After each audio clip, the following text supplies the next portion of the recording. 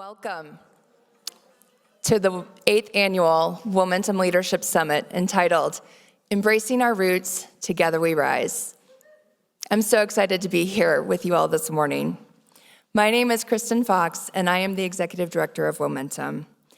And I just have to say, I am feeling so energized this morning. It's so good to be with you all here in community together. I'm so energized after hearing Patty Soto's talk last night. She's going to share a little bit again today, this time in English. So for those of you who were here last night, I hope you're buzzing with the same warm feelings and excitement. For those of you who couldn't join us, you're here today and you'll get to hear a little bit more about Patty as well. One thing that I wanted to highlight as we were planning last night's event, it was our first ever keynote delivered in Spanish with live interpretation. And one thing that I learned in the process of pulling off such an event is that the process of interpretation requires a lot of empathy. And I think that's a wonderful thing, to make sure that you're communicating effectively with someone in a different language, that you have to be grounded in empathy. And I think that that is a skill and something that's in short supply. So let's recharge our empathy today. Yes, we can clap to that. I do want to take a moment this morning to acknowledge the sponsors of this year's event. Without their support, it wouldn't be possible for us to provide our affordable programming, our scholarships, and our efforts towards increased access in our community. So I'd like to recognize first our platinum sponsors, Singleton Peary Financial and the Jackson Hole Travel and Tourism Board. Our diamond sponsors, Bank of Jackson Hole and Silver Star Communications. Our emerald sponsor, St. John's Health. Our gold sponsors, Teton Orthopedics, Jackson Hole Mountain Resort, River Story Coaching and Consulting, and Holland and Hart. And finally, I'd like to recognize our in-kind sponsors, Jedediah's Catering, Mountain Modern, the Wart Hotel, and the Jackson Hole News and Guide. Please help me thank the sponsors that make this possible.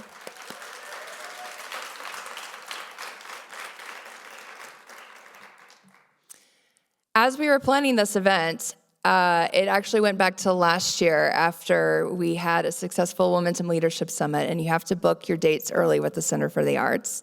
And I didn't quite give full thought to this being election week. So that's definitely played into this event. But I have to thank our Womentum Leadership Summit Committee, because they've put so much effort into planning a quality event for you this year, and hopefully what will be a very meaningful experience. So I'd like to recognize our committee members, Andrea Oxman Gomez, Antuanett Lopez, Sarah Kramer, Sam Sima, Chris Sheen, Krista Valentino, Elizabeth Rohrbach, and myself.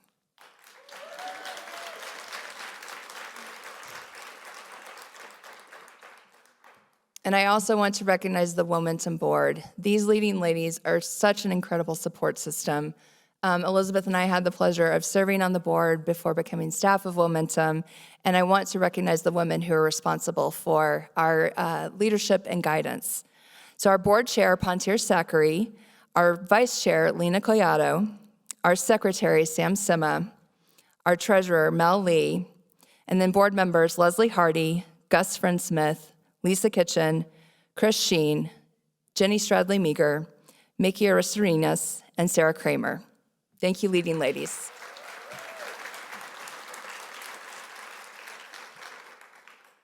So just a quick note, we are compressing our program a little bit today just because everybody enjoys getting out early on a Friday afternoon, right? So to that end, if you feel the need to grab some water, grab a snack, visit the restroom, take care of yourself. Do what you need to do. You're invited to do that on your own time.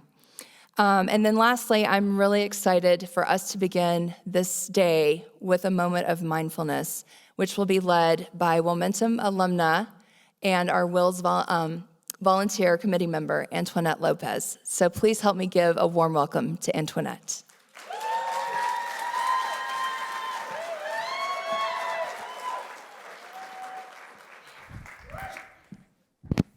Okay, hi everyone. I'm so excited to be here. Welcome and bienvenidos a todos to the 2024 Womentum Leadership Summit. I am Honored to be the first speaker today as we come together on this Friday, a day that offers us an opportunity to pause, reflect, and connect with each other and ourselves.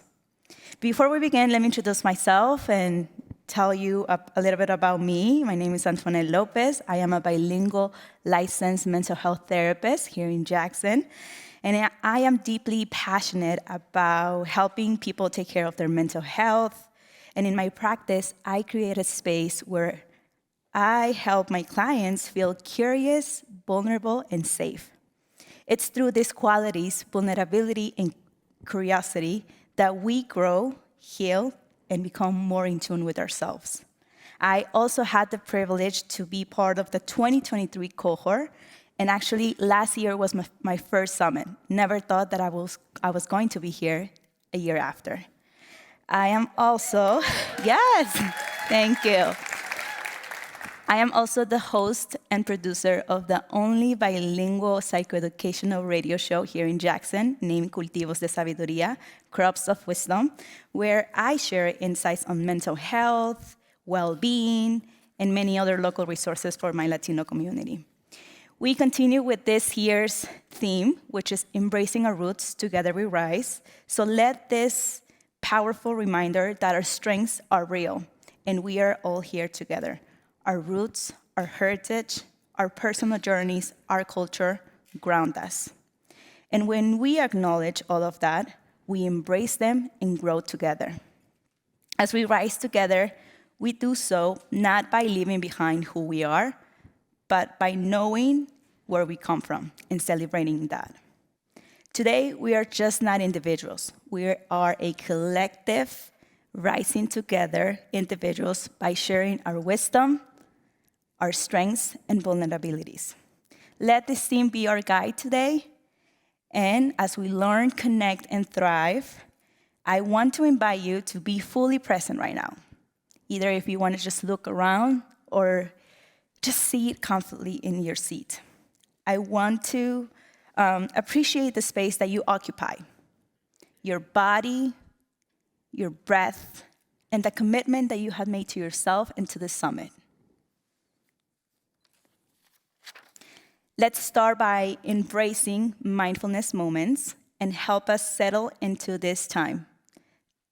Become grounded and open ourselves to the experiences ahead. Let's begin by closing our eyes, your eyes in this case, and take a deep breath in. As you exhale, allow your body to relax into this moment. Feel the ground beneath you, solid and supportive, and let your mind settle. Now imagine in front of you a small patch of fertilized soil. This soil represents possibilities and growth. It's the foundations where your intentions will take root. In your hand, you're holding seeds.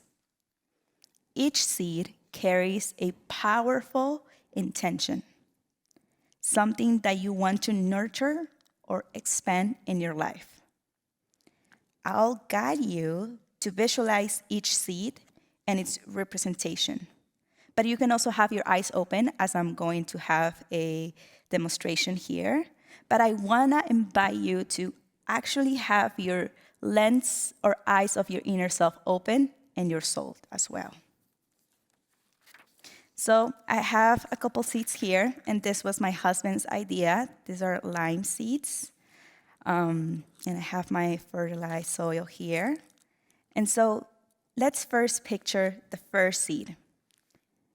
This seed is small, but full of potential. This seed represents gratitude, the appreciation for the people, experiences, and moments in your life that bring you joy and fulfillment. As you gently place this seed into the soil, visualize your gratitude spending. See it grow roots, connecting you to the abundance in your life. Now in our hands, we're holding a second seed. This is the seed that symbolizes courage, the strength that you carry between you to face challenges and to step into the unknown, and also go beyond your comfort zone. Visualize you're planting this seed into the soil. With each breath you take, feel the courage growing stronger and deeply rooted in your being. In our hands, it's the seed of connection now. This seed represents your relationships, the ties you have with others, and the bond that you have with yourself. Imagine placing this seed into the soil, and as you do, visualize the connections in your life expanding. Picture the roots spreading outward, linking you to your friends, family, and community. Feel the energy of those connections and recognize how they bond and uplift you. Now, let's visualize the fourth seed. This is the seed of growth. It represents your desire to evolve, to learn, and thrive. And as you plant this seed into the soil, picture yourself growing with it. Imagine breaking through the surface, reaching to the sun. See your goals, your self-improvement, and your aspirations coming to life, growing stronger, and with each step, getting closer to your dreams. This is one of my favorite ones, the fifth seed, which is forgiveness. Whether it's forgiveness to yourself or others, let this seed holds key of release and healing. Picture the weight of the old hurts dissolving into the soil as you plant this into your own soil, and new leaves of compassion coming instead. And lastly, the sixth seed. This seed represents joy. This seed carries with you happiness and moments of lightness. As you place this seed into the soil, picture joy blooming. Feel the joy expanding, knowing it is always available to you, ready to grow when you water it with attention and care. Now, imagine gently watering each of your seeds, one by one, helping them growing stronger and healthy plants. Just like these seeds, your intentions of courage, gratitude, connection, growth, and forgiveness and joy need your attention and care today and always. With time, patience, and nurturing, these aspects of yourself will continue to flourish. As you visualize these seeds growing between you and inside of you, imagine the roots and how they might look like. The roots deepen into the soil, providing stability and strength. Their stems rise taller, and their leaves are reaching the light. These are your extension taking place in your life, growing, expanding, and becoming part of your life. Take a moment now to surround yourself with gratitude for planting these seeds with me, for the intentions that you have set for yourself, and the opportunity to grow.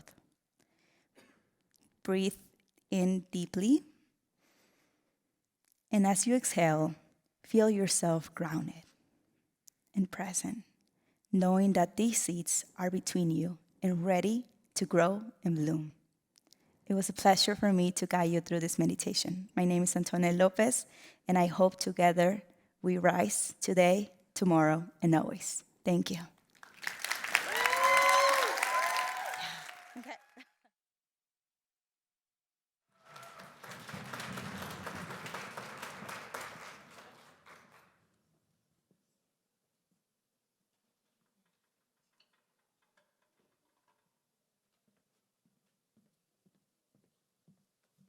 Thank you, Antuanett, for that beautiful guided visualization and meditation.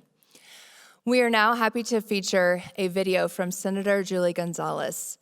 Originally, when we were planning to have her here with us, we were excited to highlight some of her experience in public service And yet, in true to Womentum fashion, when we learned that she had the opportunity to run for Senate president, we knew we had to support her in this endeavor.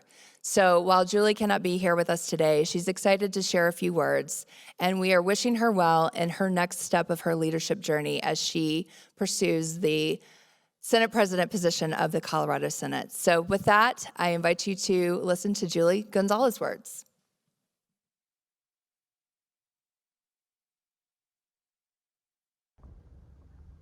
Hi, my name is Julie Gonzales, and I'm so honored to represent Northwest and downtown Denver in the Colorado State Senate. It's a wild job to have, and if I'm being really honest, it's a job that I never thought I would be able to do. And so I want to spend a little bit of time telling you about how I got here, the work I'm doing, and my hope for you all as you engage in this Womentum convening, which is such an amazing opportunity. Y'all, it's hard for me to talk to you about who I am without first telling you a little bit about my family. My family's a bunch of old school Chicanos. My mom grew up in southern Colorado, my dad grew up in northern New Mexico, and we've been in that part of the world since before it was Mexico. That's how long we've been in that part of the Southwest. And my mom, she dropped out of high school, got married, had my two older brothers, and then was widowed by the time that she was 20 years old. And my mom had a really tough decision to make, and about how she was going to support her family as a young single mom with two kids and no high school education.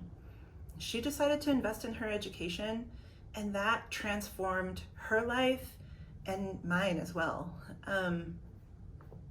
She put herself through a GED program and then enrolled at Adams State down in southern Colorado and became a teacher. And one of her first dates with my dad actually was when she invited him to her graduation celebration. And my dad had had his own journey. He had enrolled in the armed forces at 17 years old, served in the Vietnam War, was married, had 3 kids, and then divorced. And so when he met my mom, their connection was immediate. They both worked hard, and when they got married and my mom was pregnant with me, they both prioritized education for us both, for themselves, and then also for me and my little brother. We grew up on a ranch in first Arizona and then later in South Texas. In Arizona, my dad had gotten a job ranching for 5 different cattle ranches that were owned by the San Carlos Apache tribe. And my mom taught 2nd grade there at the school on the reservation. My mom was actually my 2nd grade teacher. And my dad used to take me with him when he would go and gather cattle on all those different ranches. What they instilled in me, though, as a kid was education can transform your life, and also hard work is never anything to be afraid of. I've carried those lessons with me, and thanks to their love and encouragement, I got into Yale University. And while I was at Yale, I learned really big words and ideas that changed my life. I learned that both on the reservation and the US-Mexico border, those were incredibly politicized spaces, and that those spaces actually made a lot of decisions about what opportunities that I, as a young Latina kid, and my friends, whether they were Apache or whether they were Mexicanos, what opportunities would be available to us. And I'll just be really honest, I got really mad once I learned those big words around power and who has power and who doesn't. But I also learned that when you organize people, just everyday people, that you could actually move mountains and change what opportunities are available to folks who look like us. And so I started organizing, and I've been doing that work for 20 years at this point. Organizing around immigrant rights, affordable housing, economic and educational justice.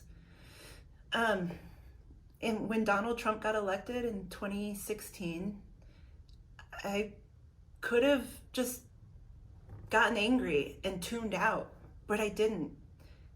2 years later, I stepped up to run in a Colorado State Senate seat, and I won in a 5-way primary. And I've continued to do that work, this time of organizing, this time through a different lens, this time carrying bills.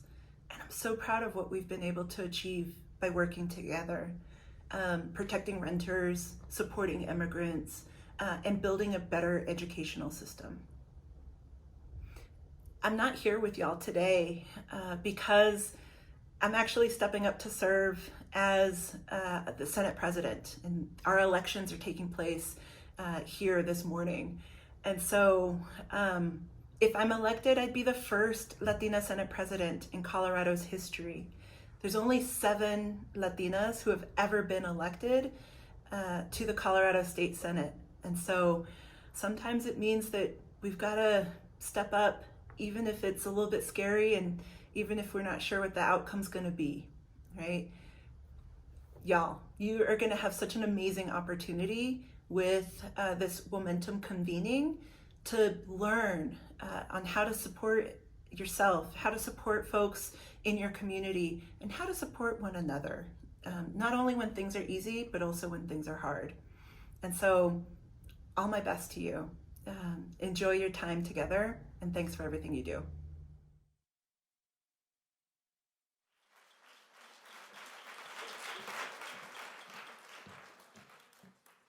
Senadora, we wish you all the best in your elections today. It is now my distinct honor to welcome Patty Soto to the stage. As I mentioned earlier, she gave an incredible talk last night, and it was just so inspiring to see the room while we were listening in different languages to have this shared experience of Patty's journey through life, through mountains, how people have touched her and shaped her world, and in her words, how the mountains really conquered her, which I love. So she will be giving her talk in English today. She had her warm up in Spanish. Patty, you're gonna do great. I've learned to stand on stage and speak as well, so we can all step into the growth and plant the seed, as Antuanett mentioned. So with that, please help me give a very warm welcome to Patty Soto.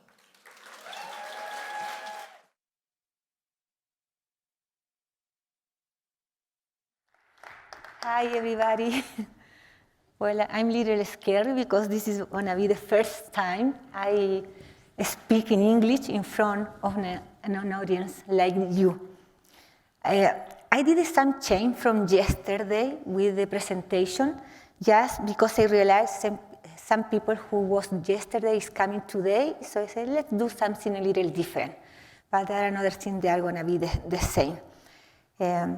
First thing I want to share with you, somebody yesterday asked me after the meeting how I face my challenge. And I think this is a good example.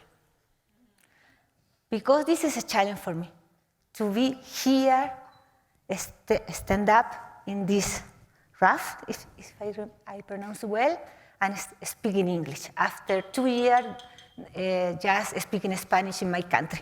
So how I face this challenge? Just I go. Just I go and try.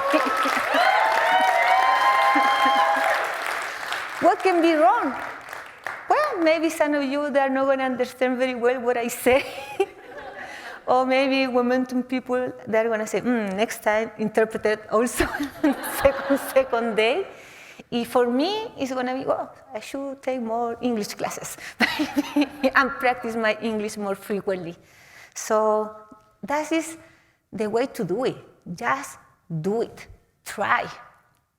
Always try, because we are going to learn something from there. And another thing I learned from my experience to climb mountain Most of the mountains who really teach me something was those mountains where I failed, where I never reached the summit. That is my best experience, is the best learning. Because to reach the summit, everybody's happy, everybody say, oh, good job, everybody say, congratulations. But when you fail, you feel bad. People ask you, why you don't reach the summit? What happened to you? What was wrong? Sometimes it's difficult to answer that question. So that's the reason I like a lot also those experiences for me. Well, that is the same picture from yesterday, a little me about myself, what I'm doing. I went to the university. I'm not working anymore in my profession because I realized the mountain is my path. That was not easy because in Chile in that moment, no mountaineering guys, no women too much in the mountain. But the same, I just try. And now one of my challenges now, because I'm working in education, I really want to push teachers, professors, go outside with the students because I think the best classroom is outside, is the nature, is the wilderness. And also I'm working in some organization like Titanas, is a women group in Chile who help women to do different things, and Access Panam. Okay, probably you know Access Panam here, because it's an American person who created that. Well, curious, it was, I think, what pushed me to do what I do, because I'm very curious.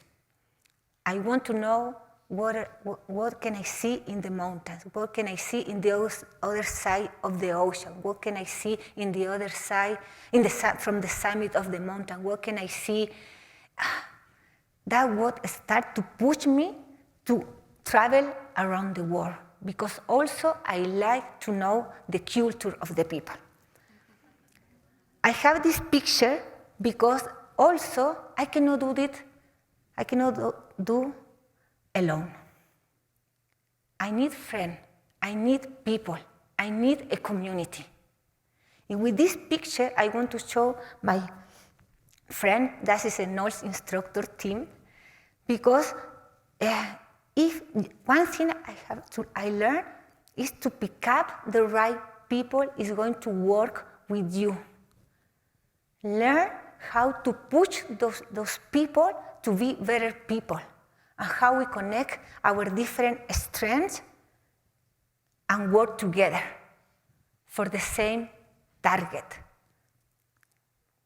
We are different. And maybe we do things different, we think different.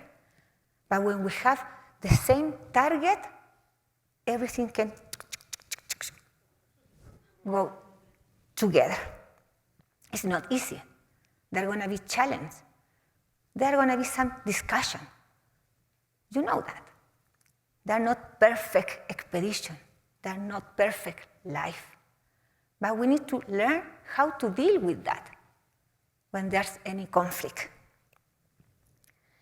So just with the people, just with your team, we start to plan. People said you need technical skill, you need knowledge, and a little lucky. If the knowledge is here with the people, it's impossible you know everything. Technical things, always you can learn. Maybe you're not going to be the best, but you can learn enough to do something. So here we are working. I'm mixing picture with an I team also, working and to prepare where we are going, what we need, how looks the place, what is our target, who is going to be your job, your task, your responsibility, if we start to connect and trust to each other. If we fly, if we start. This picture is in Antarctica. So today I'm going to share some mountains. Yesterday I talked a little more about my life in general, but I want to share some specific mountains, what changed my life. So Who can recognize that picture? I showed that picture also yesterday. Exactly, Everest.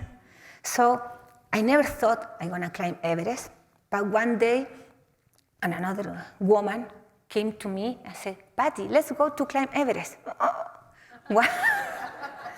Because in Chile, most of the mountain in that moment, just all the teams who tried those mountains, it was just men. And nobody invite any woman. And that woman said, why we have to wait for somebody to invite us? Let's go.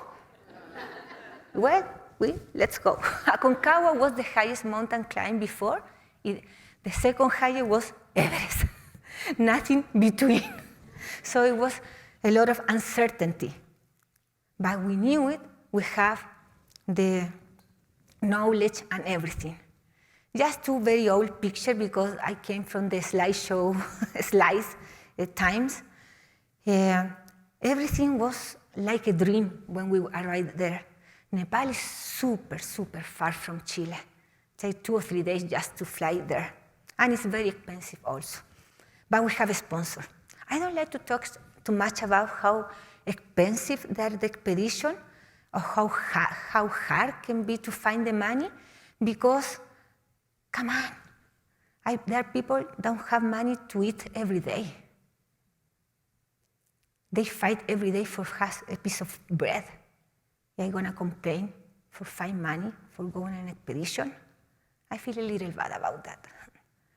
So what I think I like about Nepal, I feel very comfortable because it's very similar when I travel in Peru, in Bolivia, in the north of Chile. So for me, it was I'm at home. If the local people there make me feel at home. In that moment, not many people like today in Everest. It's a little crazy what's going on now there. I feel a little responsible about that, because when you go a place, people want to go later.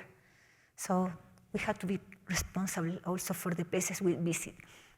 And this was my team. 4 women and 3 boys.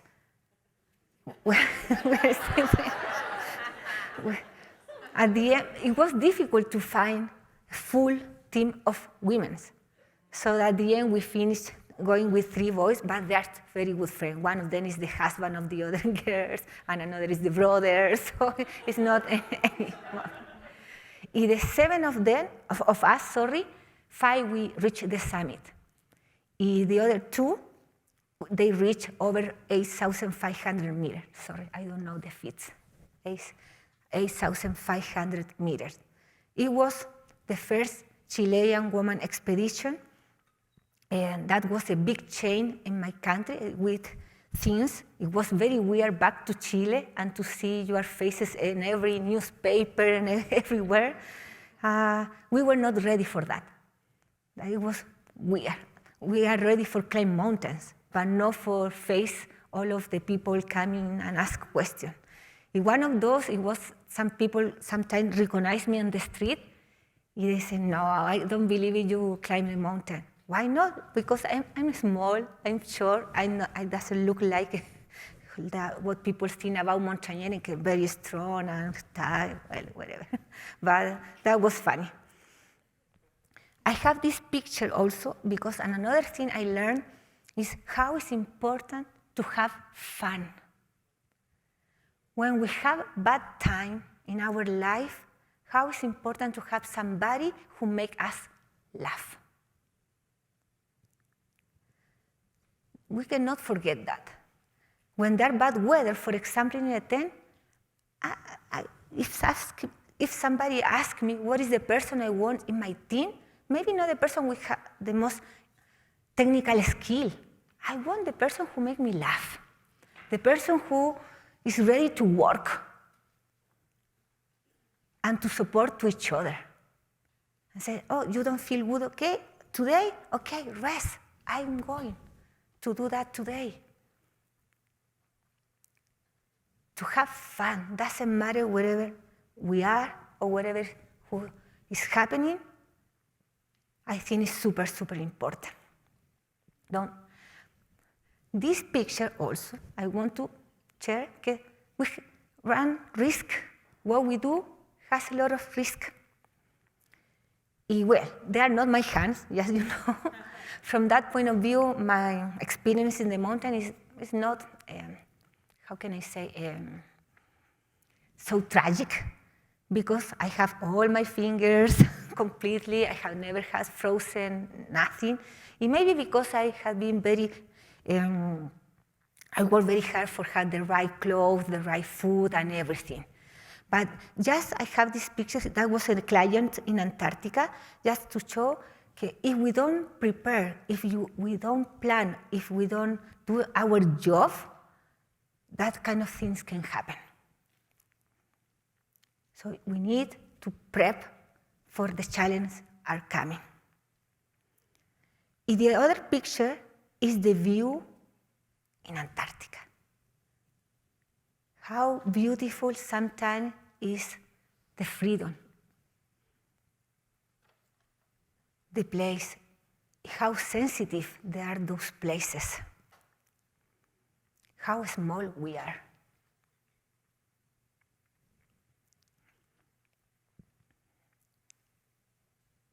That's another reason I like to climb mountains, for this type of view.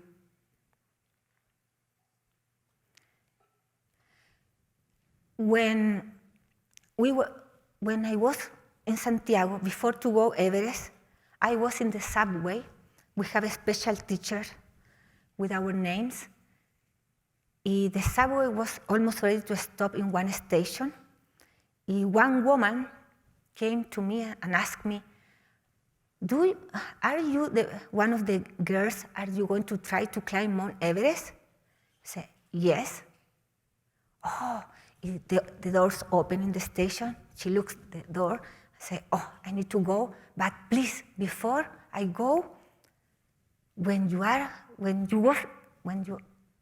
will be there climbing the mountain, you don't feel strong, please remember all of the women, we are in our country, working very hard every day for push our family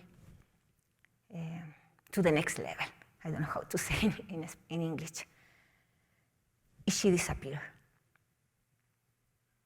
I don't know who is her. I don't remember her face. I don't know if I'm gonna see her again. But she changed my life with those words. When I was close to the summit in Everest, I feel not so good, she came to my mind. She gave me the strength to keep going. So it's incredible when one word, one sentence, given in the right moment, can change the life of somebody. Our words are powerful. I hope to see and meet that woman one day. From that day, all of you travel with me. It gives me also the strength. I like challenge. Let's go to Russia. That was the first challenge. No idea what to say in that sign, but it was very interesting to learn Ruski, how they say. I enjoy a lot at the end, but the first day we eat always the same food because it was the only thing we learned how to pronounce. I love it. I love it, Russia. There are a lot of images, there are a lot of books about Russia, good things, but I realized the people is so simple, it's just like us. So we need to give the opportunity to know, open our curiosity to know other people and leave the judgment beside.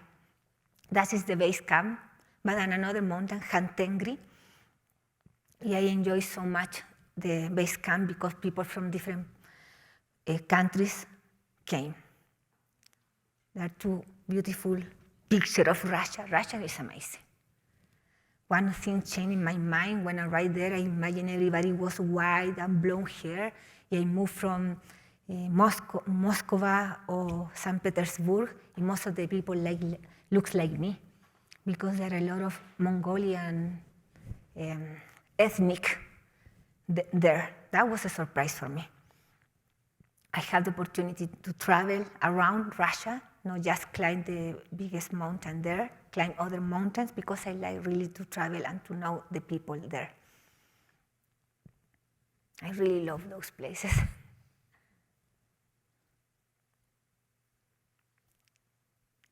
Well, let's go to Africa. What I remember more from Africa is not the Kilimanjaro, the route, is this opportunity, because I decided I want to do a safari. I want to know the real wildlife there, but I like to make my life complicated. I say, let's do it, a safari, but hiking. So we searched for a local company. We hiked for 10 days in Kenya, and that was amazing, because we had the opportunity to find with the local people, the Swahili. Those Swahili, in that moment, they don't have too much connection with other people. So it was so nice to meet them and connect in different way. Now it's more difficult. More and more people go there. But can you imagine also to be sleeping in a tent and hear the lions outside? It was scary. Yeah, I went to South Africa just with a friend from Chile, just 2 Chilean women. With the 4 or 5 local people from there.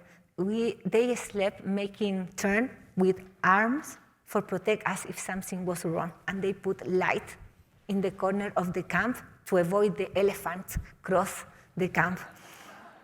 So that was another fear how to face. We didn't sleep very well the first day. But that made me also feel so much respect for the people who live there.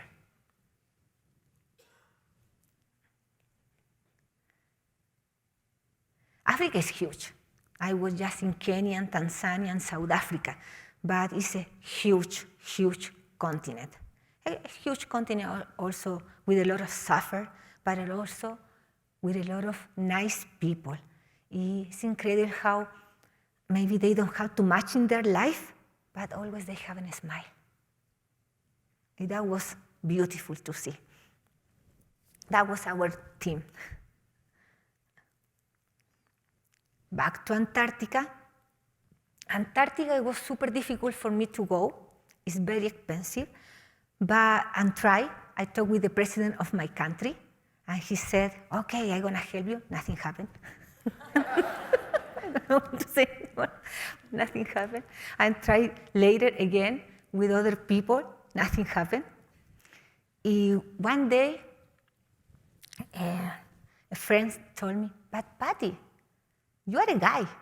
You are a mountaineering guy. Why you don't apply to work in the company who organized all of the trips for the people there? So, come on, my English is so basic. I'm a Chilean woman.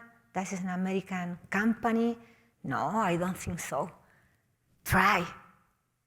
Okay, I sent my resume, and they called me. I remember when they called me, I picked up the phone. I told, excuse me, I have the radio so strong, so wait me a second. I was not through. I just put down the phone. I ran to my apartment. Please, Patty, quiet, Patty, relax, Patty, relax. Back, you can do it, you can do it. So breathe, moment,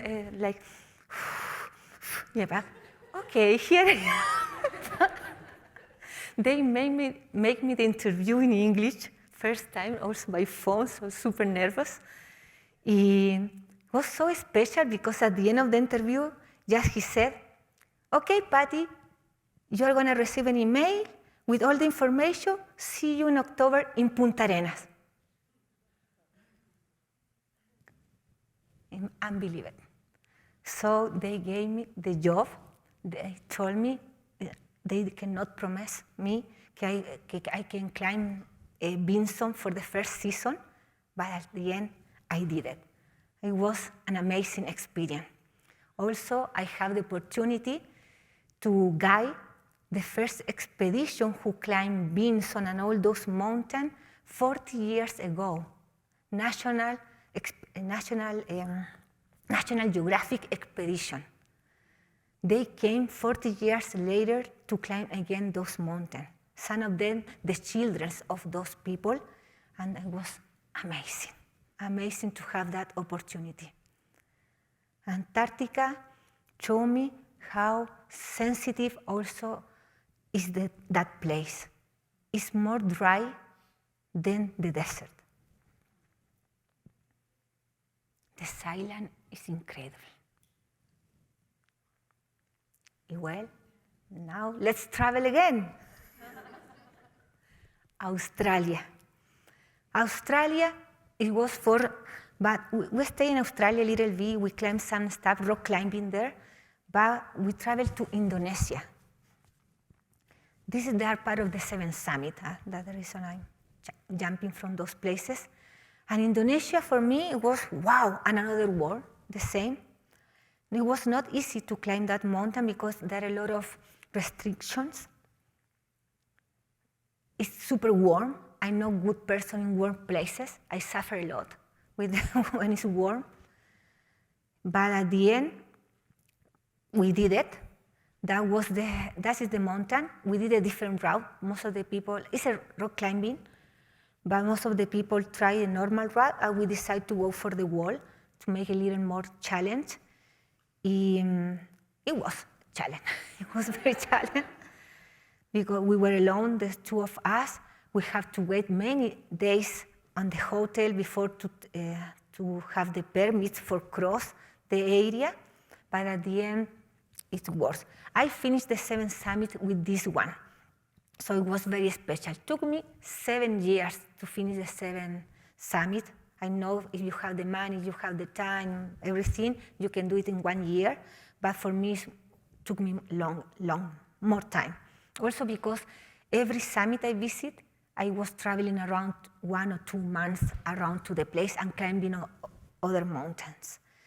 I'm almost ready to finish, but I want to share again how important is your team.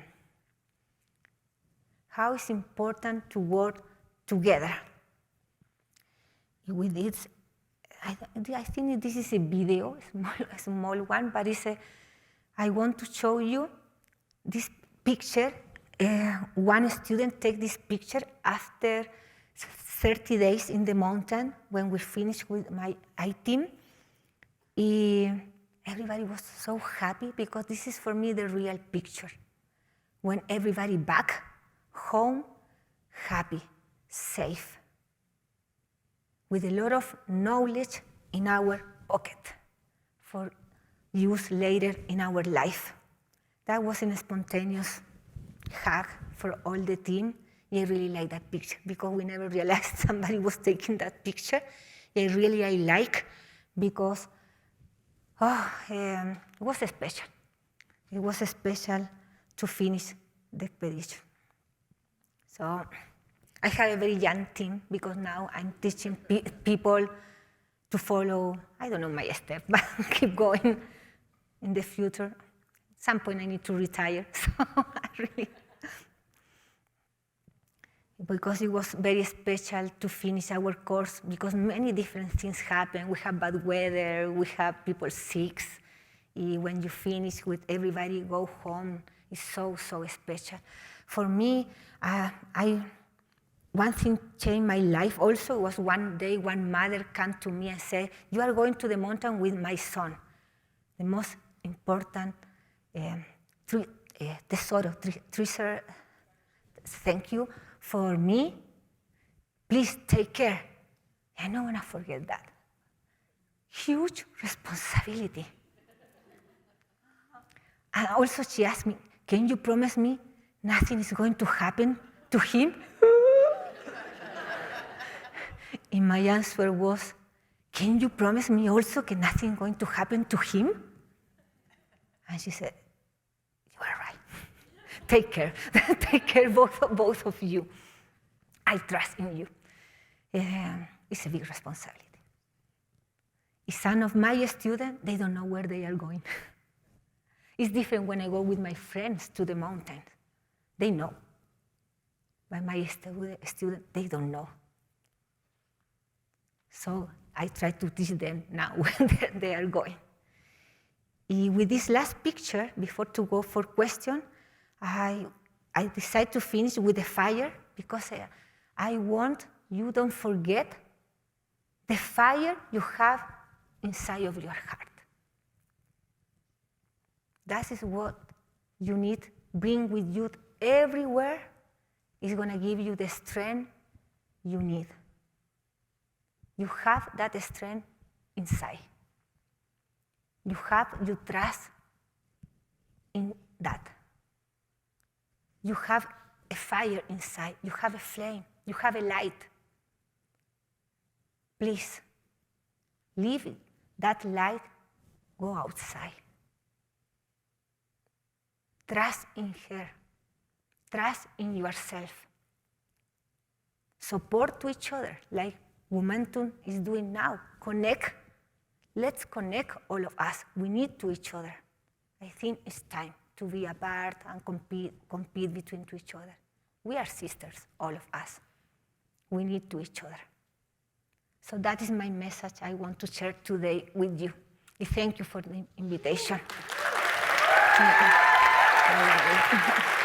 Thank you. Thank you. I'm going to do questions at the end, okay? Okay. Okay. Patty, thank you so much for your inspirational talk. We're so glad that you like challenge, because I can't imagine traveling overnight, thousands of miles to another country to deliver a talk not in your native language and do it with such passion and heart and inspiration. So thank you for that.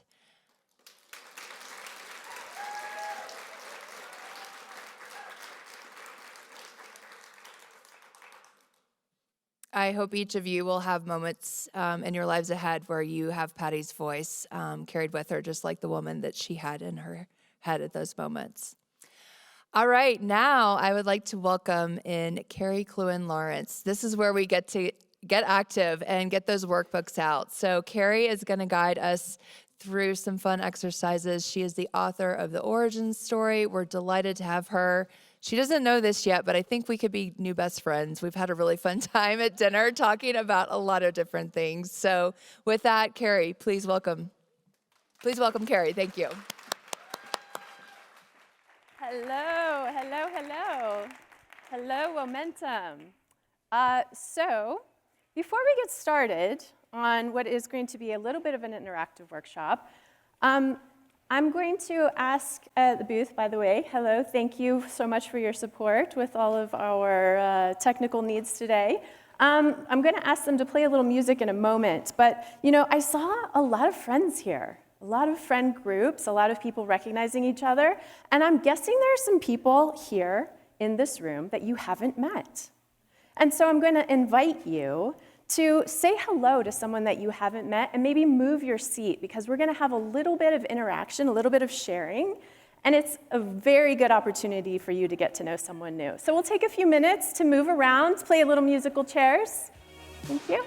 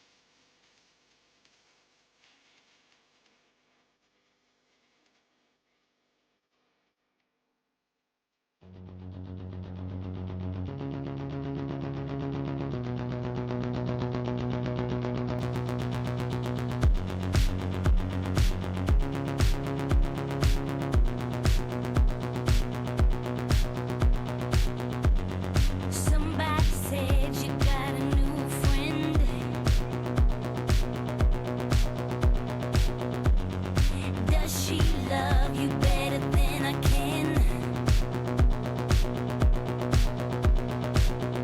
It's a big black sky over my town. I know where you at, I bet she's around.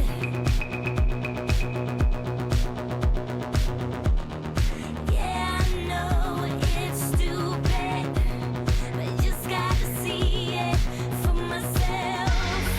I'm in the corner, watching you kiss her. Oh, I'm right over here. Why can't you see me? Oh, I'm giving it my all, but I'm not the guy you're taking home. Ooh, I keep dancing on my own.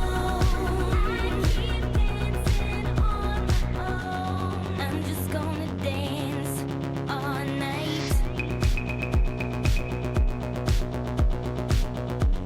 I'm all messed up, I'm so out of line. Stilettos on broken bottles.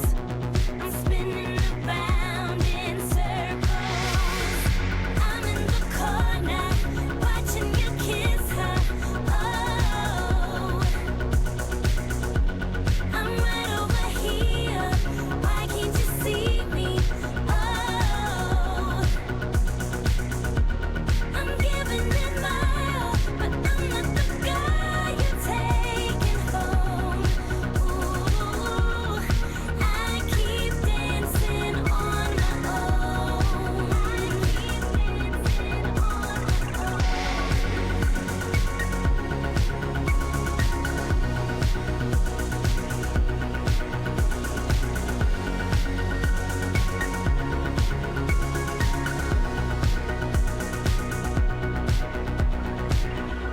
So far away, but still so near. The lights go on, the music dies, but you don't see me. Hello, hello. Hello, and welcome back.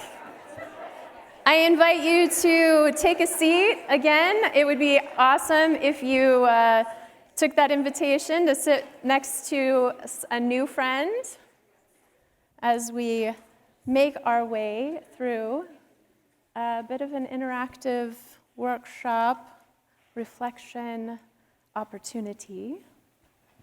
Come on in. I think we probably have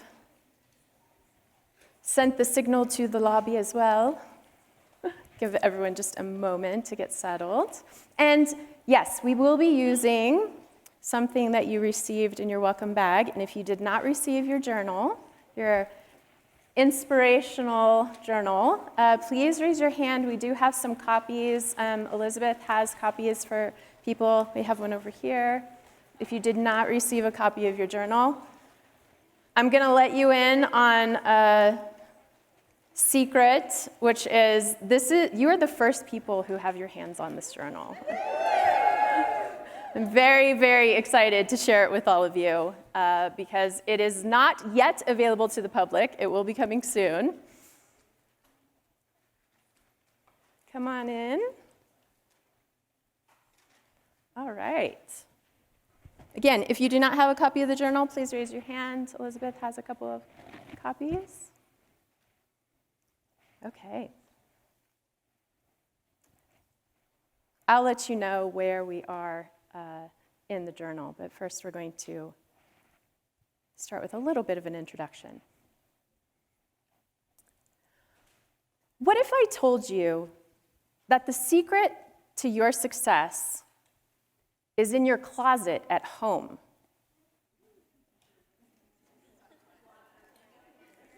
Or maybe in your mother's basement? So I'm a stage director, and for several decades I questioned that decision, or not even the decision, the inner voice inside saying, you're an artist, you have something to say, there's stories that need to be told, I went to college. They didn't offer theater as a major or a minor. And yet somehow, by the time I graduated, I had directed The Pirates of Penzance. Yes, thank you. I didn't know any better, right? The things we do when we do not understand the wall of no, and we do not have those boundaries and all of those messages saying what not to be, what not to be, what not to be, right? So for many years, I questioned, am I a director? Am I an artist? Should I get a real job? Why isn't theater a real job? Thank you. It is a real job. I'm proof of that right here, right? So my mother, back to the secret in your closet, as I was moving across country, gifted me a couple of boxes of memorabilia that I had left in her basement many decades ago. And I was like, oh, great, thank you. More to add to the moving truck. And for a couple of weeks, I didn't open the boxes. I let them sit in a corner. They started to talk to me. Hey, what's inside? You should open me. And I have 3 kids, so I thought, well, maybe there's something in there that they would find amusing. So fine, I will open the box. What's in here? Some finger paint drawings and, some test scores from when I was in elementary school. And then I found a document, a piece of paper, some hard evidence, a play script that I wrote when I was about 10 years old called Little Red Riding Hood Says No to Smoking.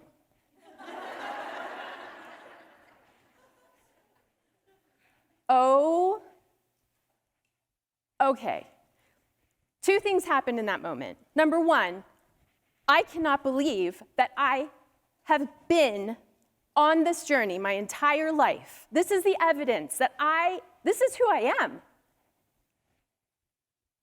Almost instantaneously, that I had that confirmation of who I was at my core, of my essence, I went to, how did I go so wrong?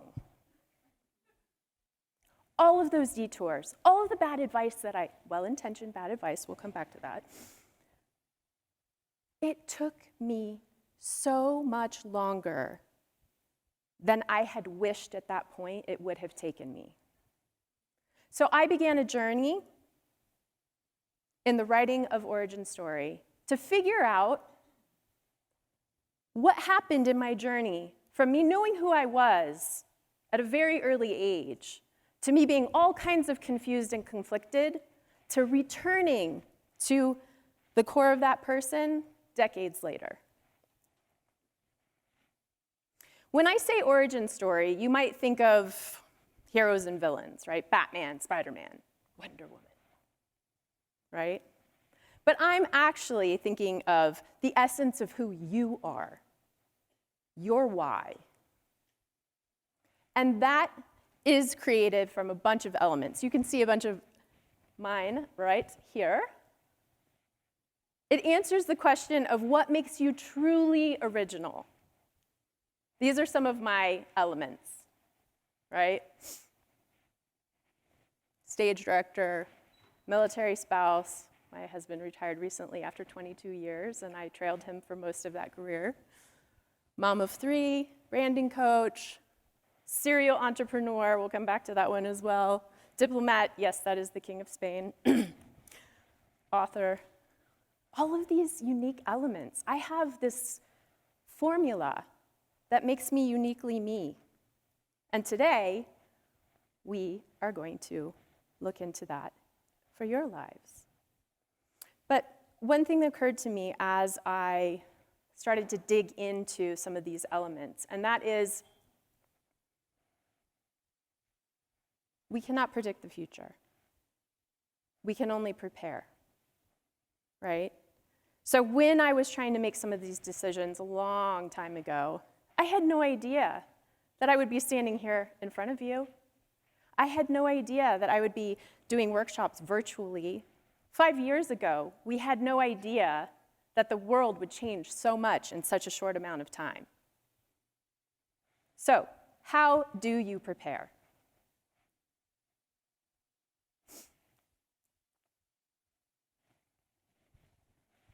Good question. Hello? There we go. I believe we prepare by finding our North Star. And I believe that your origin story can be your North Star. If you've ever tried to identify a constellation, we start with the North Star, right? And then all of the other pieces of the constellation appear after that. But the North Star, just as Patty's compass, helps us to find that direction. We start by listening harder to ourselves, turning down the volume of the outside voices that tell you what not to be, tell you what your limits are, put you in a box, and we turn up the volume on our instincts and intuition. The power of our origin story is in helping to clarify that message, to craft it, and then to send it out into the world. So, at this time, I invite you to get out your journal and something to write with. Because we are going to be detectives today. We are going to start to gather some of the pieces of our story. And this process can be a little bit daunting. What makes you truly original? Does that question make you feel some kind of way? Perhaps it brings on a little bit of imposter syndrome, right? The definition of which is to pretend to be something else or someone else, especially in a fraudulent manner, right? So, what do you think an antidote to imposter syndrome could be? Perhaps it's not to pretend. It's to be an original, and it's to celebrate that originality, because you cannot be an imposter if you're being yourself, right? So we're going to start crafting our story today, picking up some of the pieces and elements. On page 6 here, you have kind of a list of elements, which you'll see reflected up here, which is the first part of the book, Origin Story. And we're going to walk through these together. And I'm going to hopefully inspire you to continue this work later on. As you can see, the journal is the serial entrepreneur in me keeps coming up with exercises. And the book in the middle section is full of them, but I distilled some of that in a journal to help people go through the journey in a little bit more of an organized manner. So once again, we're going to gather evidence today to make a case and to put the pieces together to create a story. There's no right way to do this. I'm going to lead you through a process based on storytelling elements, because as a stage director, I have spent many, many, many years reading scripts, analyzing the way that we tell stories. So I'm going to give you some ideas and provoke some inspirational research in some of these areas, but there's no right way to do this. So please, make your notes, write in draft. As you're sharing, choose what you want to share and how you want to share it. And when I say when you were younger, I don't necessarily mean when you were 10 years old. I do have feelings about the fact that I think many of us know who we are at a very young age, but that inspiration, that spark, could have come yesterday. It could have come while you were listening to Patty speak last night or this morning. So do not restrict yourself. Keep an open mind. This is a creative process. All right, here we go. Number one, the inciting incident. The subtitle of the book is The Power of the Inciting Incident, because there is a moment when things begin. There is a moment when you experienced an activity for the first time, when something happened to you in your life and you established a core memory. You captured a memory. And that memory holds signals to a future self, to yourself today, to say, this is important, pay attention to me. So, we are going to start with page 10, 3 favorites. And I'd like you just to write down your 3 favorite activities, past, present, or future. 3 activities that you enjoy.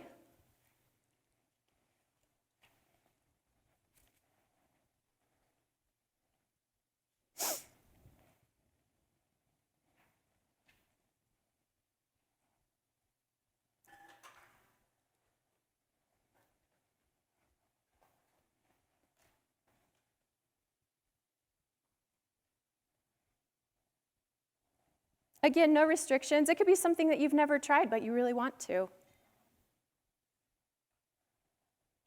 because you saw someone else do it once.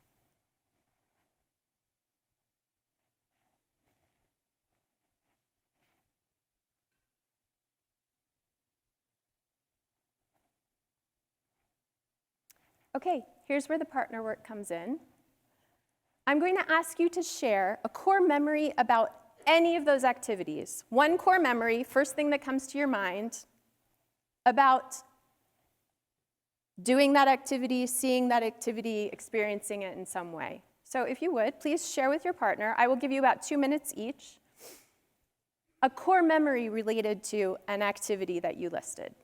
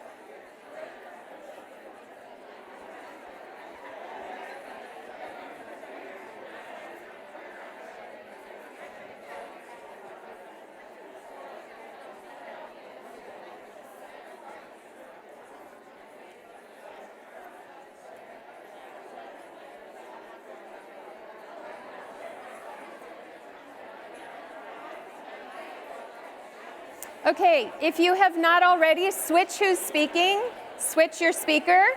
Make sure both people share, or that you all have a chance to share.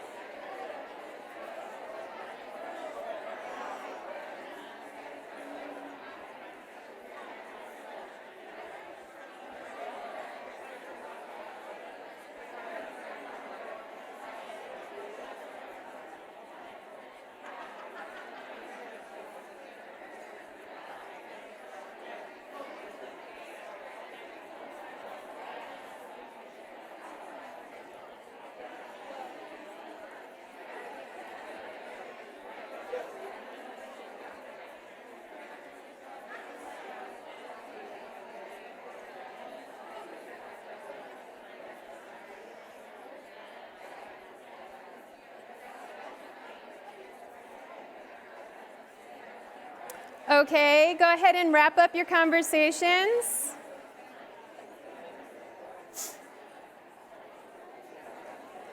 If you can wrap up your conversations. So, as you are sharing, first of all, what joy to talk about things that are really meaningful to us, core memories, right? I believe that core memories are messages in a bottle from a past version of ourselves to the present. So as you were sharing these core memories, what was it about that memory that stands out to you? A value, a relationship, something about that core memory was captured by your whole being to say, this is very important, pay attention. See if you can identify what that is. And I'm going to give you another minute or two to talk to your partner to see if they observed something in the telling of your story that maybe you're not seeing yourself. Because sometimes when we share stories, other people receive messages in that sharing, right? So I'm going to give you another minute or two to see if you can identify a value, relationship, something, the essence of that core memory, to figure out maybe why it's so special, all right? So you can go back to your conversations for another minute or two.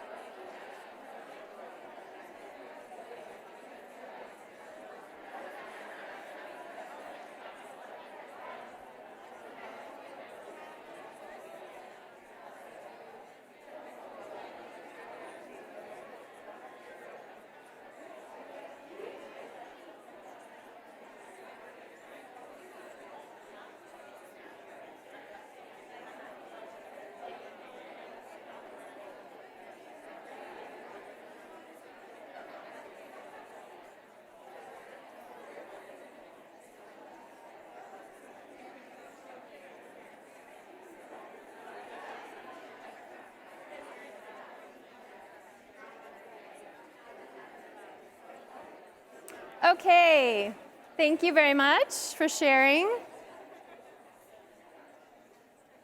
All right, so you might have noticed that I did not ask you about your job or career.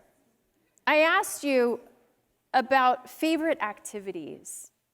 And the reason that I like to start our conversation there is because I noticed with a lot of my clients that if we started with a career, we had a much more difficult time figuring out what was missing and where that discomfort was coming from. Because for so many of us, we have compartmentalized our lives or attempted to compartmentalize our lives and separate personal from professional. Not sure whose idea that was. I can make some guesses. But the truth is that we are a whole person.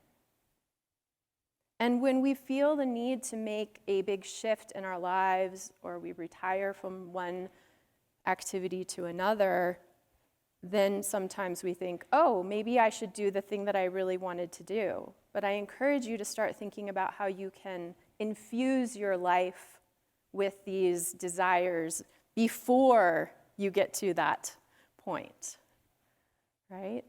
So that's why we start the conversation there. Okay. The next piece of the puzzle, and again, these puzzle pieces are not necessarily going to be in an order for you. We're discovering evidence, like detectives. So when you come upon a scene and you're trying to put things together, things might be all out of order, and the dots might be connected in mysterious ways, right? So have a little faith that this might feel a little bit like jumping around, and then later on, you might start making some connections between some of these dots. Okay, so context. Context. Exposition is a way that we talk about this in the storytelling world.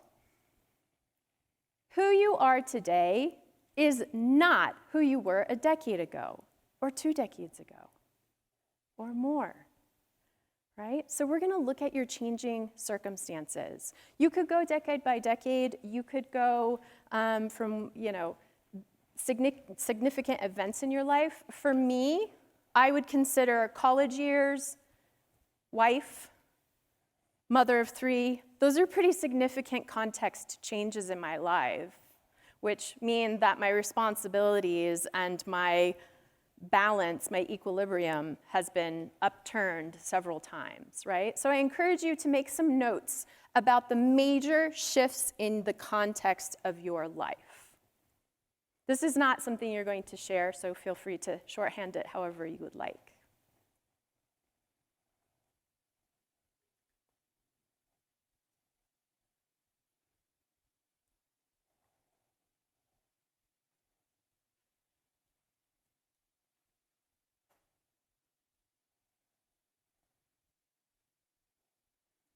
What do you consider turning points in your life, major shifts, doors opening and closing, relationships beginning or ending, moves?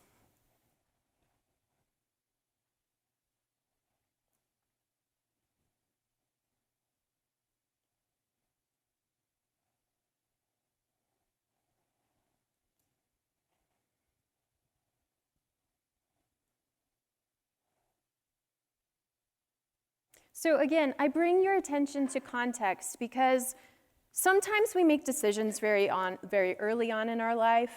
For example, what job I'm going to get. So I need to go to this school and major in this in order to get that job. And then 20 or 30 years later, I'm frustrated that I didn't do that thing. But I don't take the time to really look at the context of my situation to say, oh, well, I had to make this decision because I have other responsibilities, caretaking responsibilities, or I moved to another part of the country, or in my case, I've moved about 22 times in 24 years. My context has changed many, many times very rapidly, right? So looking at that, I start to get some puzzle pieces put together, right? And I start to see my journey in a little bit of a different perspective. Not just things that happened to me, but just understanding the progression and the steps along the journey. So I encourage you to think about the context of some of the major decisions of your life and how you are where you are today because of that.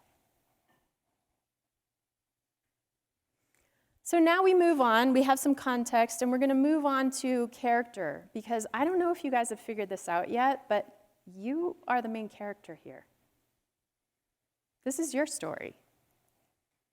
And if we don't have a main character, we don't have a story.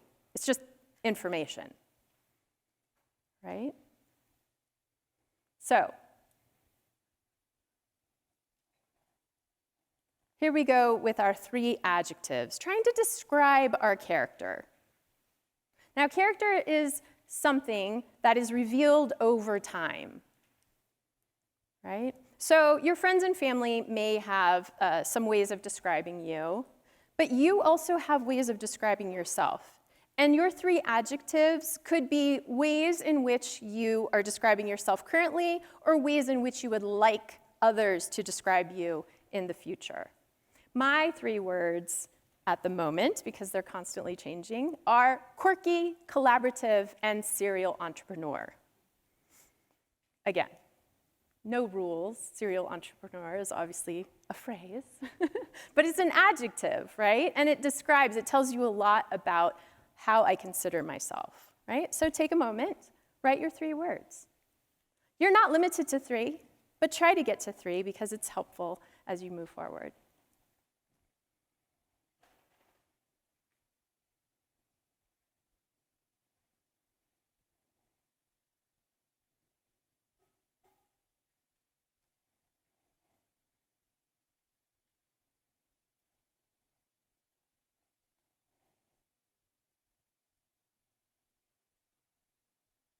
If you're stuck on this question, I encourage you, as you leave here today, to ask your friends, family members, how they would describe you.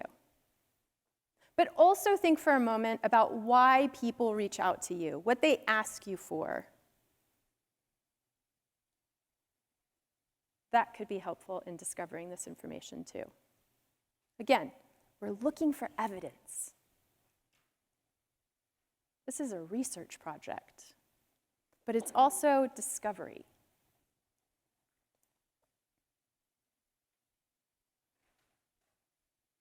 And if you do ask those friends and family members to describe you and they say something that you don't like, just know that you have the power to change it. The single most important story is the one that you tell yourself.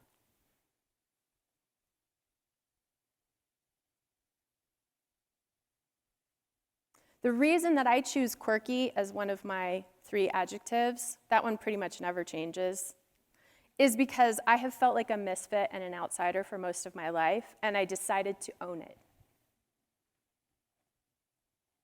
I'm just gonna advertise it. I'm quirky. If you don't like that, I guess we don't have that much to talk about.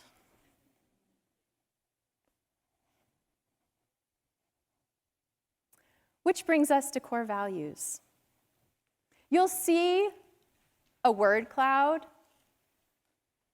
in the journal of core values, and I encourage you to consider this. This is not an exhaustive list, merely a starting point.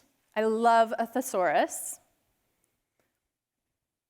So your adjectives could play into your core values and vice versa, right? These are 3 values. Again, there could be a lot of values. You could look at this page and say, all of them. Sign me up for all of them. But I ask you the question, which ones are worth fighting for?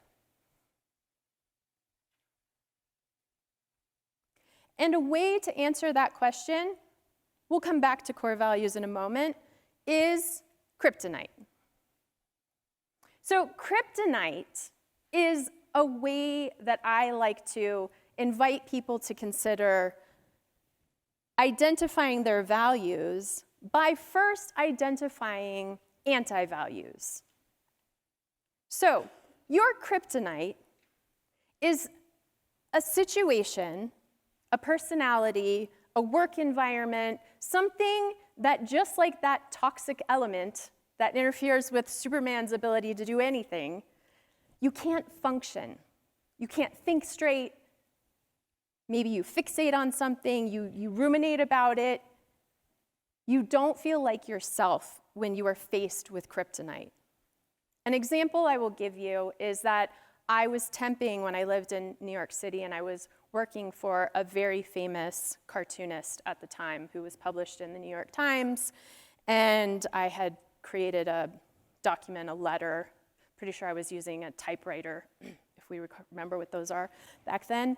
And I handed it to him for his approval, and he looked at it and he said, "Oh, there is an error here. Only somebody very stupid would make a mistake like that." You know, I was in my 20s. I walked away, called the temp agency and said, "I'm out." And they said, "We'll double your pay, triple it. What is it going to take?" Apparently, they knew this person was a problem. And I was like, "Fantastic. It's going to cost you." And I walked out of there, and I identified my kryptonite as disrespect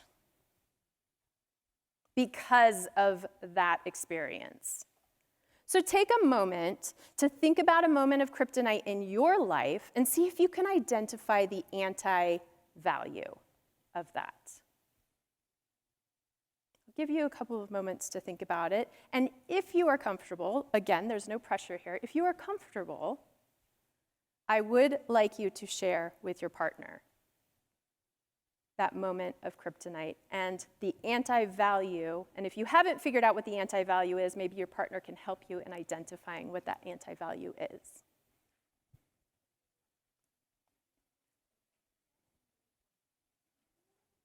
So I'm going to give you another 4 minutes if you want to share with your partner.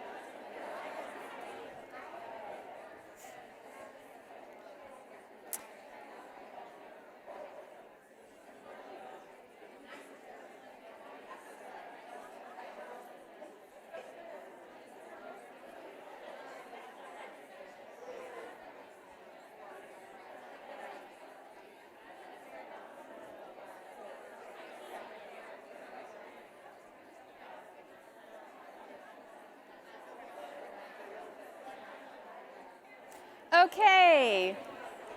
Thank you for sharing with each other. I saw some very lively hand gestures going on with some identifying these anti-values and kryptonite. Hopefully you're getting some clarity on some of these, looking at them with a little bit of a new perspective, right? So we're going to go back to that list of core values, and we're going to see if the story has changed at all about identifying those core values.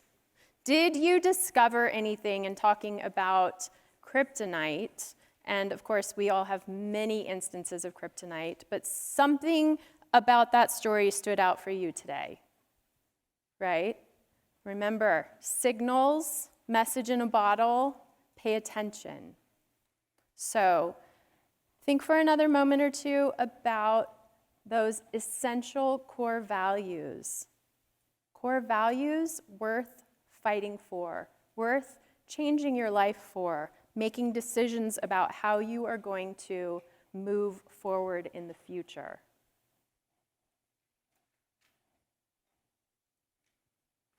I'll give you a moment to make a couple of notes. Yes, we went back to core values after we explored kryptonite, because sometimes kryptonite has a way of really illuminating those core values, right? That disrespect for me stands out because respect is one of my top 3 core values. It's not always the opposite, right? It's not always that there is a direct anti-value for a value. It could be compassion instead of respect. It could be a lot of different types of core values. That's what makes us individuals, because we approach things differently. So just think for a moment about your top 3. Again, you might have a much longer list than 3. But I like to work in 3 because it gives us options, but it narrows the focus as we move forward.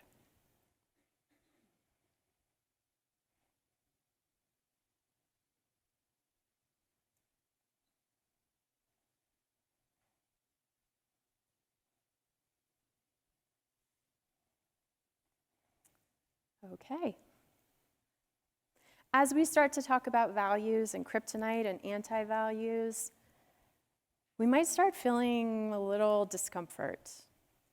Might be some feelings bubbling up. I call this stormy weather.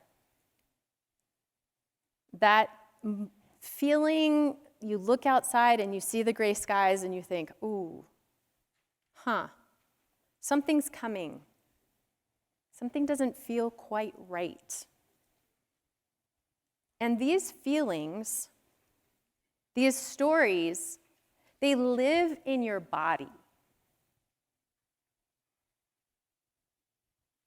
You will actually feel that a story or a word or a value lives in your physical body as you share these stories. You will probably experience some physical sensations along with them, which is such a gift to be in a room together, to be able to have and experience that energy of sharing and connection in that way. So what I'm going to do is I'm going to read you a list. This is an individual exercise, which is not in the journal. Serial entrepreneur in me keeps coming up with things. But this is also something that you need to experience in person. So I'm going to read you a list of words to see if you can identify where in your body these words live. I'll give you a clue for those of you who haven't experienced or aren't feeling grounded particularly today, that our stories and our responses generally live in 3 places, or we can kind of identify: our head, our heart, and our gut, right? So those are 3 places that you could start, but you might have other reactions as well. So close your eyes, open your eyes, however you are comfortable in listening to these, but really trying to focus on your physical self just to see, and you might not have a response to all of these, You might have a strong response, and I suggest that you pay attention to those messages as well. Okay, here we go. Gratitude. Gratitude. Independence.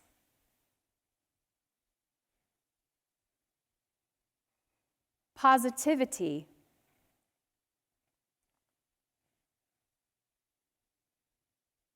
Kindness.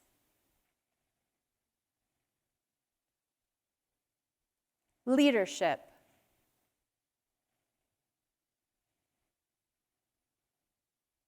Playfulness.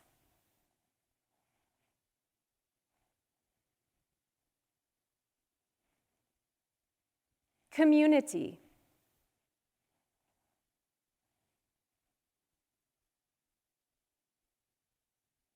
Respect.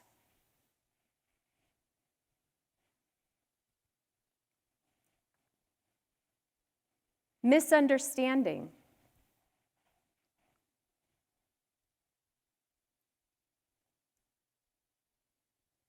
Disrespect.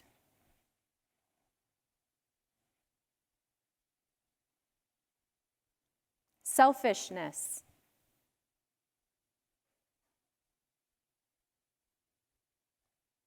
Dishonesty.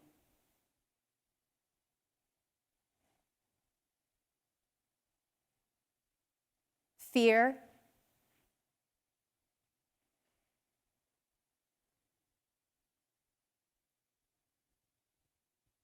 Intolerance.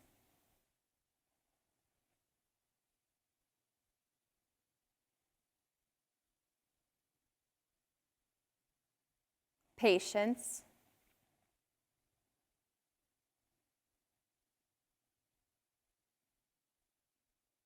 Connection.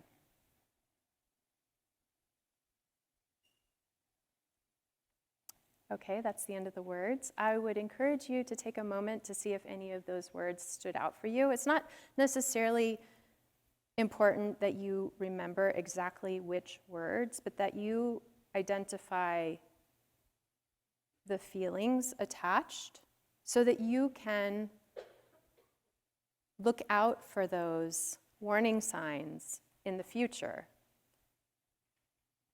Or you can look out for those feelings of comfort and warmth in the future. Because origin story is about tapping into those instincts and intuition that you have been overriding. So I encourage you to take a moment to share with a partner, perhaps a new partner or the same, if there was anything in particular that stood out to you as I read you those words.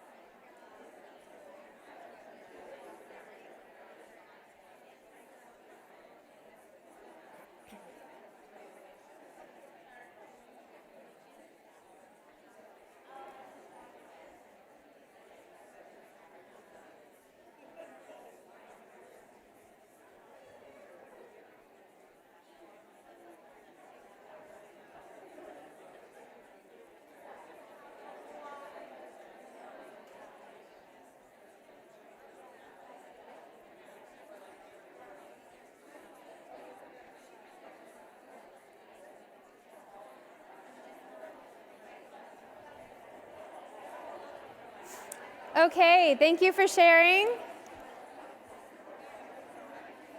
Thank you for sharing.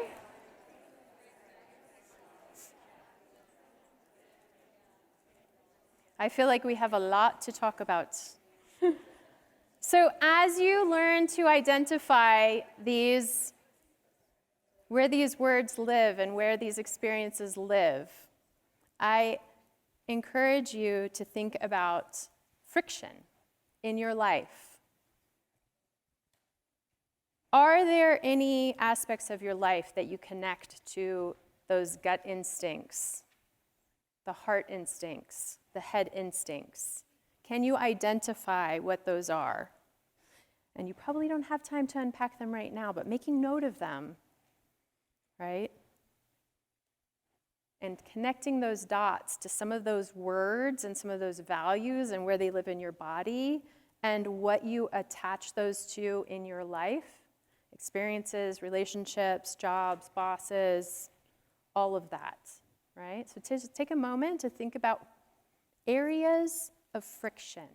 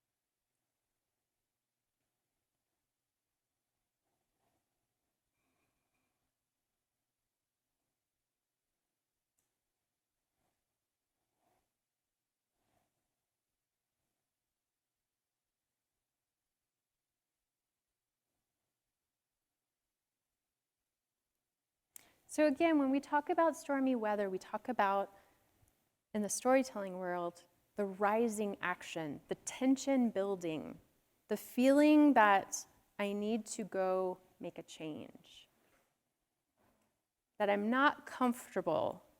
Something's coming, something doesn't feel right, and identifying what those elements are can be very clarifying to moving forward and taking steps to achieving those goals we have for our future. Those goals that we have that come from those origins, those very first sparks, those messages in the bottle. But when we override those instincts and intuition, it's going to take us a lot longer to get there. I'm not saying it won't happen, but it'll take a lot longer. Speaking of taking a lot longer, detours, oh my goodness, right? Okay, so at the beginning of my story, I talked about how I felt detoured. I went to a college that didn't have a major or a minor in theater. I studied public relations. I applied for PhD programs when eventually I figured out that I should be getting an MFA because I should be doing theater, not studying about it in a library. Lots and lots of detours, following bad advice, well-intentioned because of the context, but for me, not the best advice. Get a real job. Because people were trying to predict the future, right? And they were giving advice based on their experience.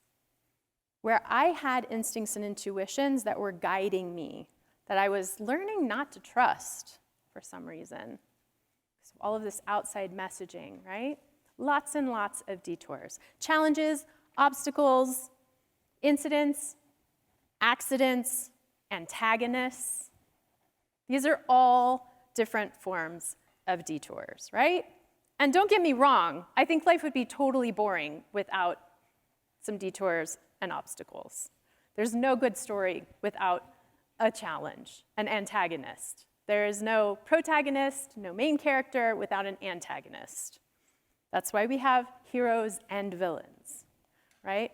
But I don't really think it's as simple as that.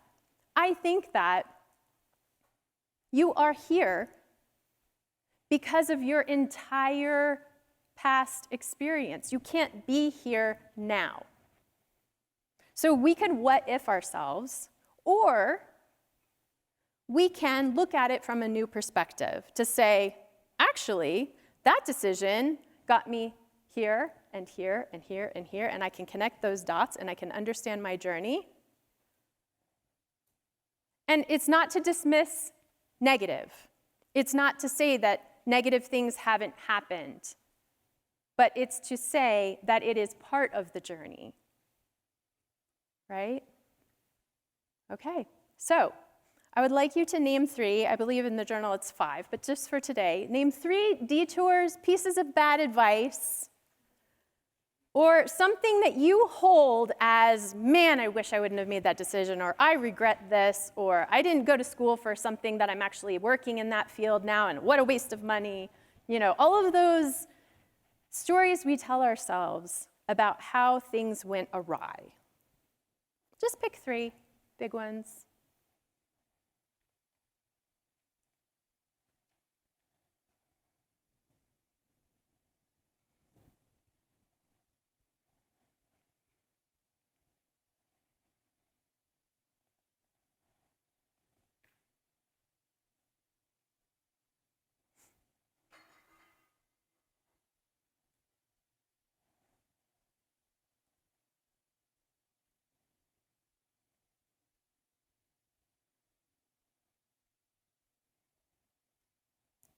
This could be a piece of bad advice. Somebody told you not to do something. They told you that you weren't good at something. They tried to control your career choice in some way, a relationship, a whim, an accident, a caretaking responsibility, lots and lots of detours in our lives to choose from.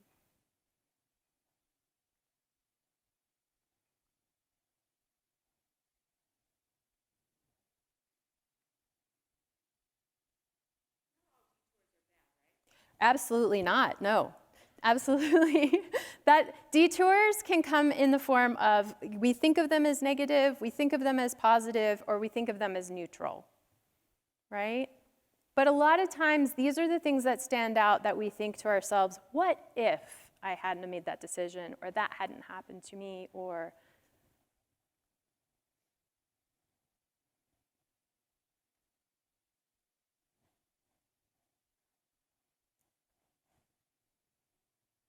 thank you for the questions, by the way.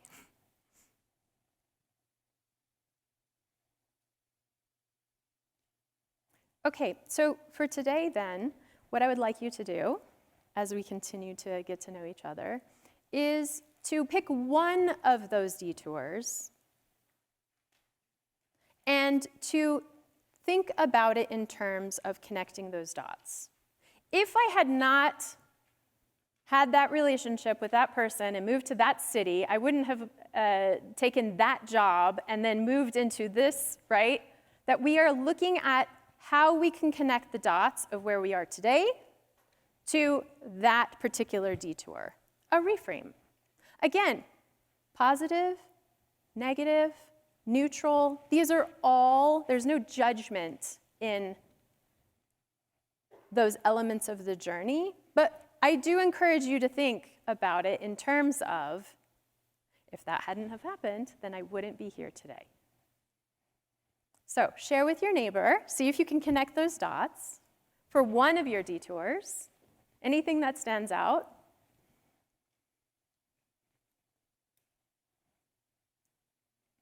Trace your steps to coming here today. In fact, you could even use coming to this conference. How did you end up here if you're at a loss?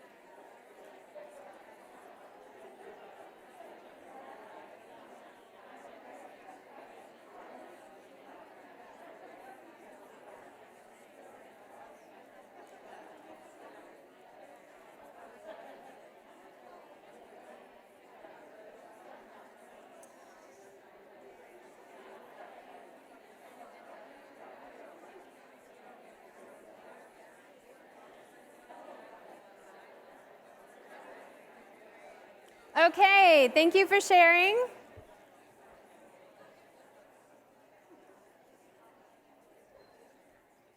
Thank you for sharing. So I find detours extremely fascinating because it's all about perspective, right? It's all about connecting those dots and having that perspective that we can only have after we have experienced something, looking backwards to see where our journey led us, right? Stories are narrative. The stories that we tell ourselves, we control that. Words are powerful. And the way that we choose to look at our experiences and the way that we choose to look down to see how far up the mountain we have climbed. So many times we're so focused on what's up there that we don't actually look behind us to see all that we have accomplished, all of the resilience, all of the character that we have built. So taking a look at those detours and those moments of pivotal change that have all added up, all of these pieces to who you are today and where you are today. So in this part of the journey we have, or our storytelling, our crafting, we've identified our character, we've looked at our context to start thinking about the decision making. We have explored inciting incidents and thought about how those sparks and how we identify those core memories. Looked a little bit at the stormy weather, that rising tension, right? Thought about detours, and we are approaching the top.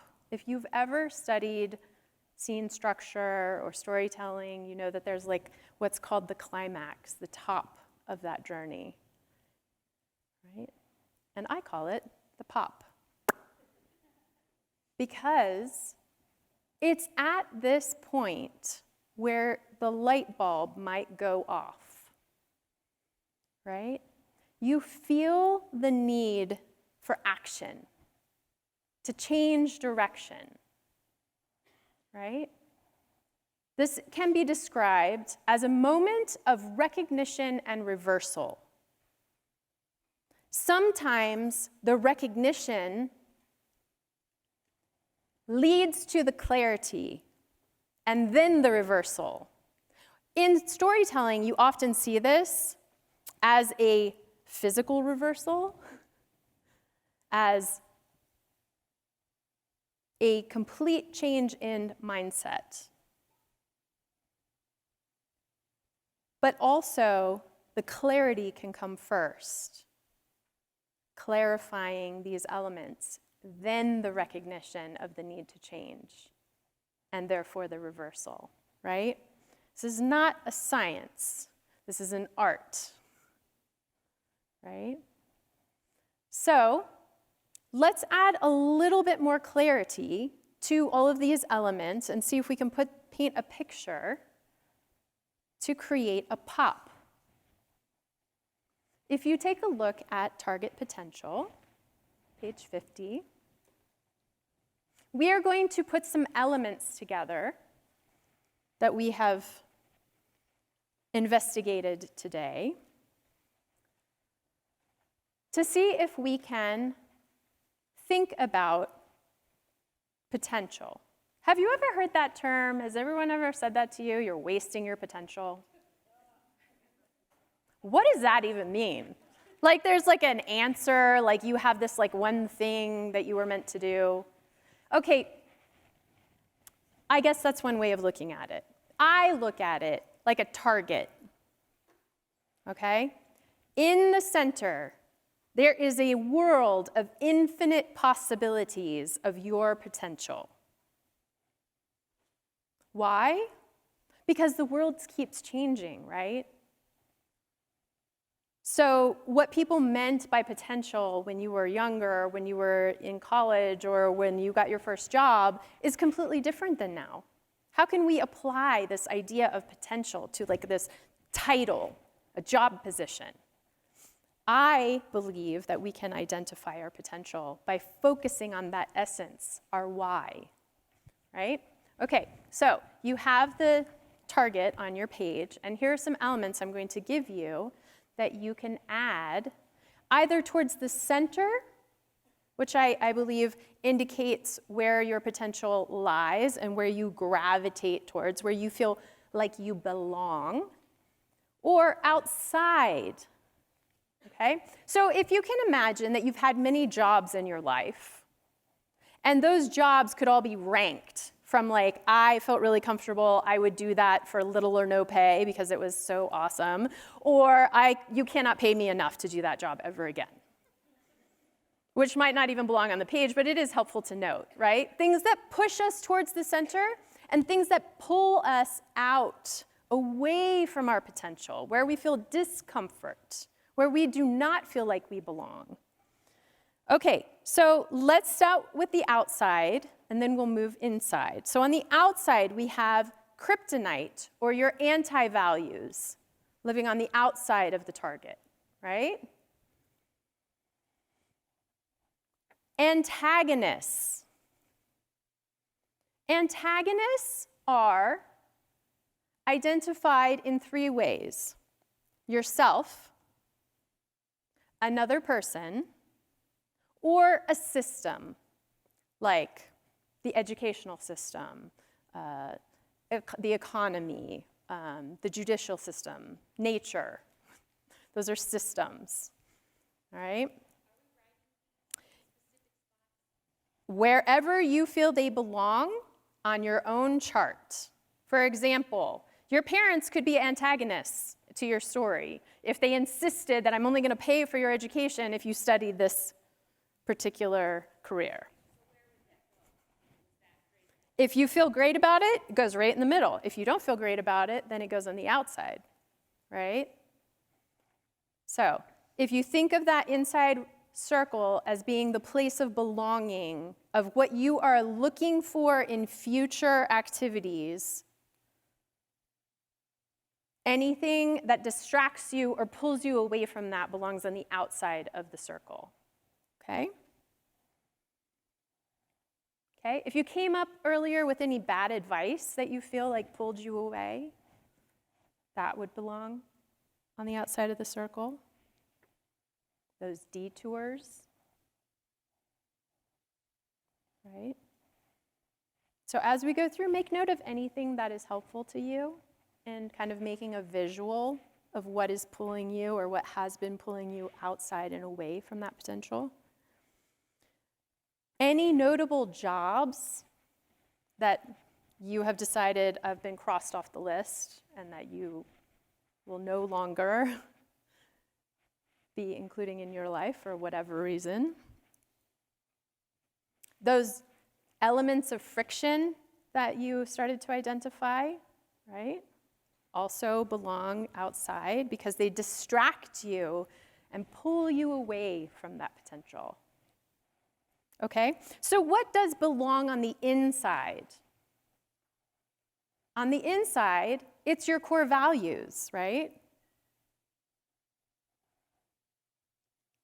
Your adjectives that you have claimed.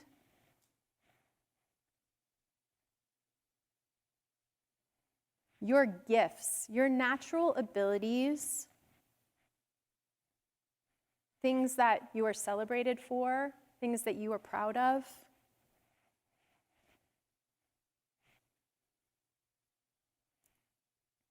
Treasured experiences or those core memories, those activities that you identified before.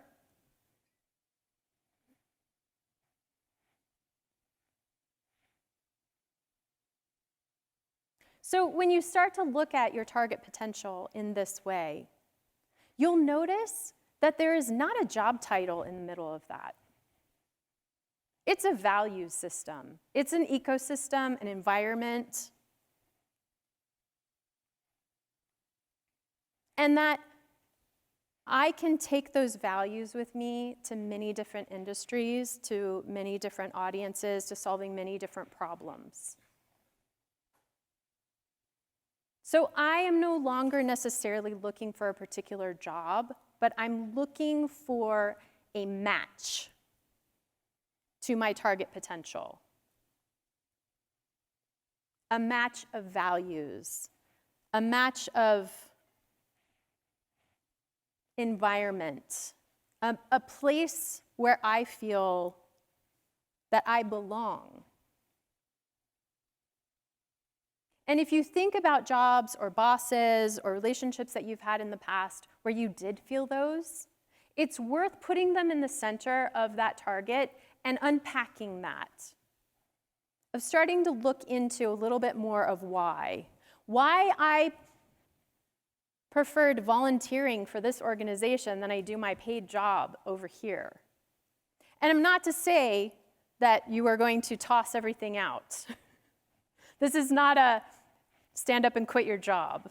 This is thinking about how I'm going to move forward, how I'm going to bring more elements of my target potential into my current situation, or make a long-term plan, maybe to make some adjustments or some pivoting, right? These are not snap decisions. You didn't just show up here without having lots of experience behind you, right?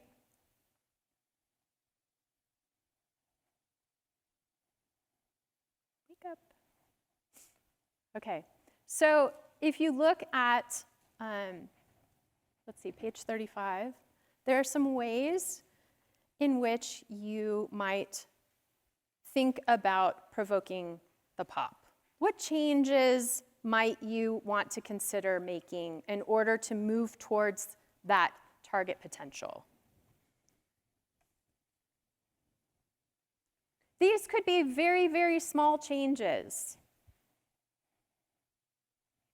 I'm going to make my work environment more comfortable. I'm going to put some more color in my wardrobe. I'm going to think about how I can work with people who are like-minded, or think about how I am going to make small changes in order to move towards a larger change in my life, right? So think for a moment about what might be a small, medium, or large change I can start to consider that I want to make as a result of looking at that target potential and thinking about what is pushing you into your target potential and what has been distracting you and taking you away from it. This is not easy. This is something that has to be balanced with lots of other categories in our life, right? Lots of competing interests for our time and energy. But we can make a long-term plan.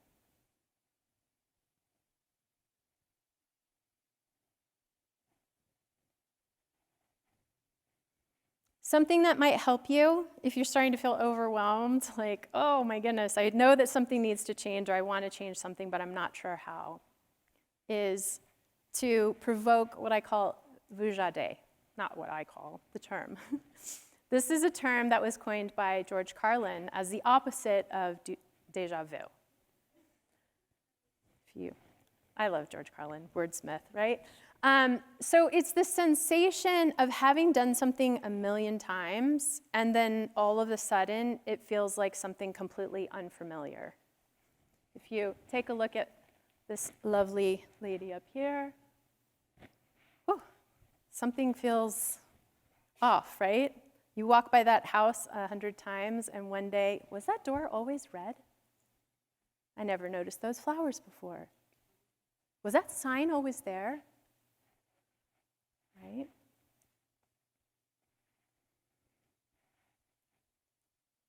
So on page 76, there's a long list of suggestions for how to provoke vujade. One of them is to attend a conference. Congratulations. Vuja Day gives you the opportunity to look at things from a new perspective, to answer questions that you don't normally ask, right? Journaling is a great way to do that. And to think, gosh, I have these habits and I've been thinking about things in a certain way. I'll tell you a very simple example I have is that for many, many years, I liked to say that I was bad at math. In fact, my husband takes all of the math education responsibilities in our house because I said I didn't want to bestow my relationship with math on my children, right?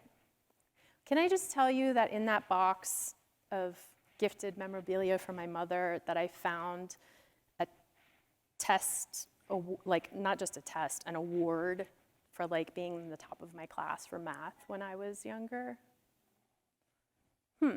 Okay, that was a moment of Vuja Day for me because I thought, oh my gosh, that story just changed instantly. The truth is that I'm actually quite good at math. I just don't really enjoy it, right? Words matter. The stories that you tell yourself matter. I'm still not doing those educational lessons with my children, but I no longer say that I'm bad at math. In fact, I helped my daughter solve a word problem the other day, which is one of my fortes, and I was very proud of myself. All right, so crafting your origin story, now that you have all of these elements and you're like, what do I do with this? Well, you could have had a lot of like pop aha moments today, or you could just have like a whole bunch of pieces that you're like, I don't know what this means, and then on your ride home today, something's gonna hit you. You hear a song that you haven't heard for a while, you see a friend, you have a conversation, right? This is a process of evaluation, and it's not an easy one. It asks you to consider where you come from, where you are today, and where you are headed, right? An origin story speaks to the essence of who you are and your why, and when you discover that, then there is a need to fulfill that. The other part of this is that I believe that this is a process of evolution. Because we cannot start from zero. We've already talked about that, right? All of the pieces, the detours, and the ups and the downs have created this very unique individual that needs to be celebrated. The stories we tell ourselves have the power to change our perspective and set us on a new path of possibilities.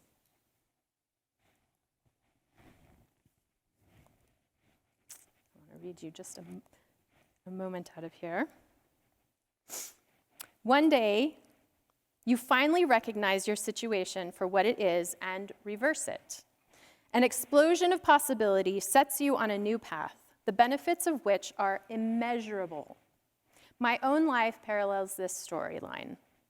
When I rediscovered the antique play script I wrote called Little Red Riding Hood Says No to Smoking, buried in a box of childhood educational efforts, I recognized that Little Red had been a reoccurring character and a subconscious role model for most of my life.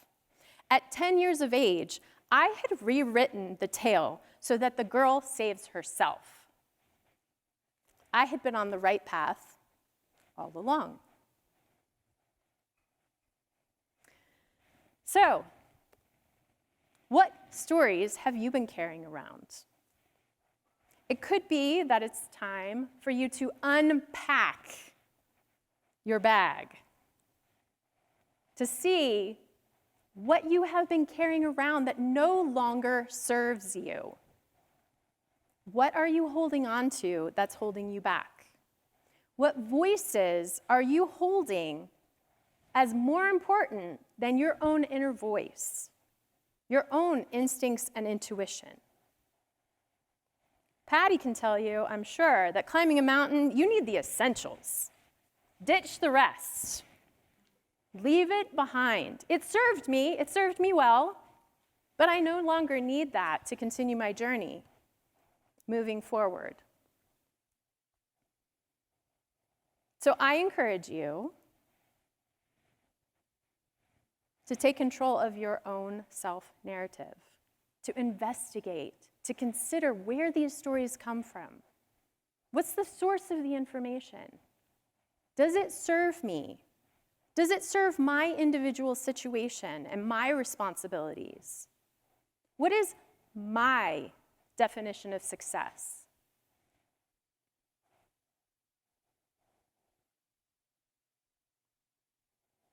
I believe that in this way, you can change your mindset from being number one to being the only one.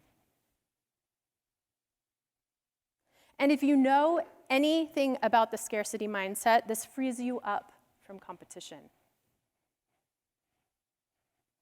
Because there's no one like you. In fact, you are uniquely qualified. You are uniquely qualified to be pursuing, to be on your journey, to be pursuing your individual success.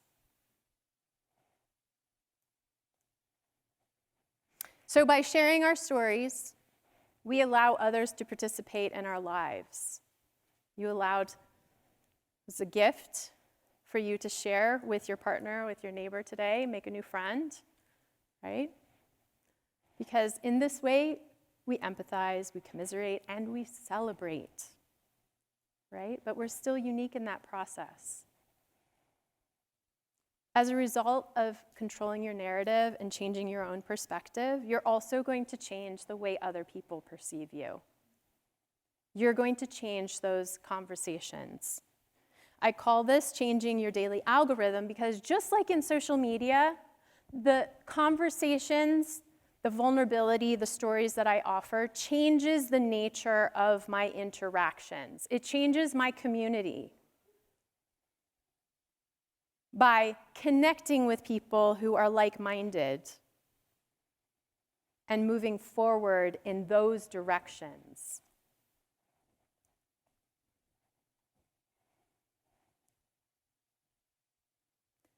Once again, sometimes we need a little vujade to get out of our own habitual telling of stories, to go look in that box that's in your closet, to look around your house for the evidence of who you really are, so that you can change your perspective based on your current context.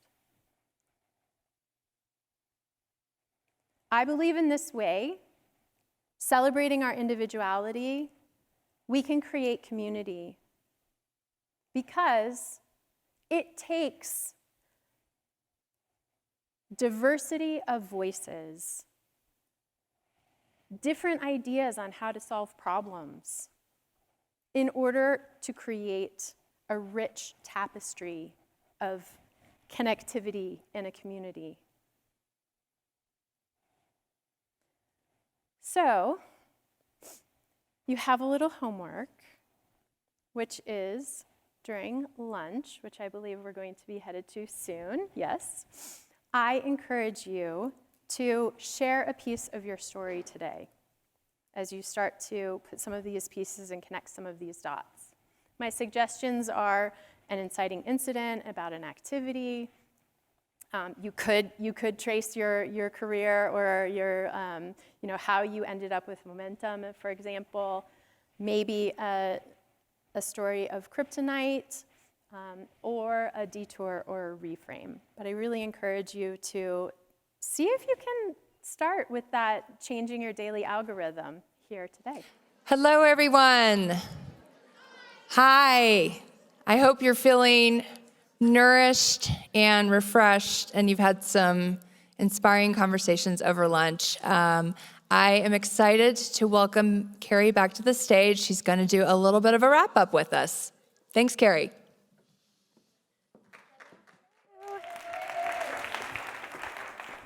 Okay, you all have a note card. If you don't, those are being passed out. You will, we'll make use of those in a moment. But first, I wanted to mention a couple of things that I neglected earlier. One is to say thank you to my good friend Heather Kirtland, who provided all of the art for the journal that you were given. Another amazing woman who has an online community called Carve Out Time for Art, which is all about bringing that balance and equilibrium into your daily life and your art practice, if you're interested. And the other is para mis amigos en español, que hablan español, el libro y el journal también va a salir en español con el nombre de, el título de Chispas y Corazonadas en el futuro. I'm working with my translator friend to create a Spanish version of the book and the journal. So I wanted to mention that. And so, all right, she's back. Right? I love this image because it reminds me of the Terminator. I'll be back, right? A little bit of strength there. Okay, so where we left off, if you were paying attention to the 7 parts of crafting, we didn't get to one of those yet, and it is called resolution. Resolution can mean a couple of things. One, I know what I need to do. This is exhilarating. This is exciting. Feels like falling almost, like that top of the roller coaster coming down. But it also could be a little bit scary, and there's work to do, right? Okay, so the action of evolution for me is in identifying that North Star, right? This parallels the hero's journey, and I talk about this a little bit in my book as well, if you're familiar with that, or the story circle, where you feel that you need to go, you seek the answers, and as a result, you are changed. This is resolution. This contains action. Being changed, changing, is an action. It is something that we have to do. We have to go out and do, right? So go, seek, and be changed. So this could be a little uncomfortable. Evolution comes at a price. It costs us something, right? To change, to make changes in our lives, to break habits, to change the way we think, to dig in, to do the research, right? But the good news is that evolution also breaks the cycle. It helps us to move forward, to get better, stronger, and wiser, right? I believe that if you change your story, you can change your life. And that looks like changing your daily algorithm, or taking those small steps or larger steps in order to change direction and move towards that target potential. So today, we are going to engage in a little exercise. You do not need your journals for this part of it. You feel free to use them later to reflect. But we are going to do an exercise that I have titled the Phoenix. All right? As you are probably aware, the Phoenix is a symbol of resilience, of growth, and of change, right? Becoming that stronger and wiser version. But there is also, right, a little bit of accountability here in this process. And we are going to take a step together as a community in this process, because it can be overwhelming. And sometimes we're not sure what that first step could be. So I'm going to give you some inspiration and an option today. Okay, so first thing I need you to do, I need you to all stand up, please.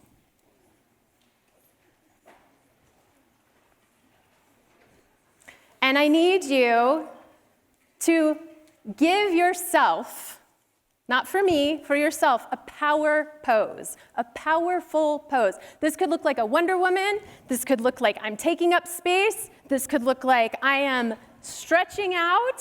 Give yourself a power pose.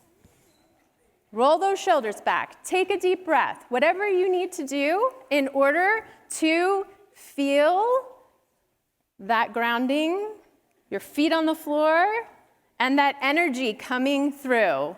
Excellent. All right, you guys are good at this. All right. Okay, so the next part of this is to think about that kryptonite for just a moment, where it lives in your body. Ooh, I saw a lot of decompression going on. Resist that. Resist that kryptonite and do not let that energy, do not let it sink into your physical being.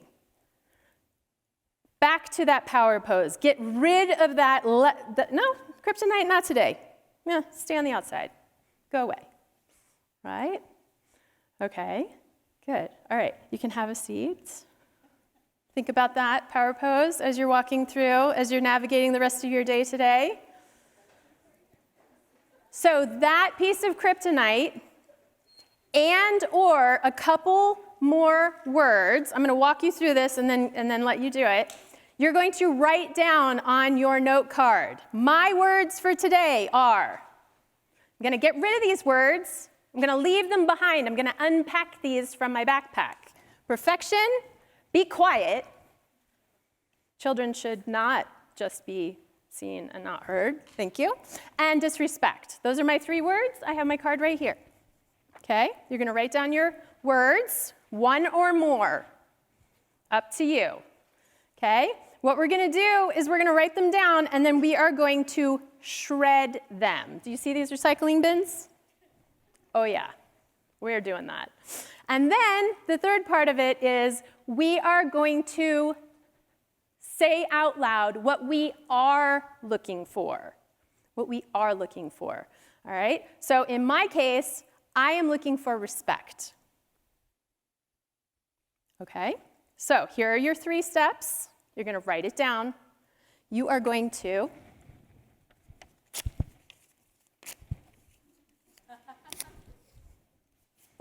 and you're going to put it in the bin. And then you're going to start communicating with the rest of the people in this room. I am looking for respect. And see what connections you can make based on what you are looking for and what they are looking for. So write it down, shred it up, and start to share. Feel free to move around the space. You can come up here. You can go on the side.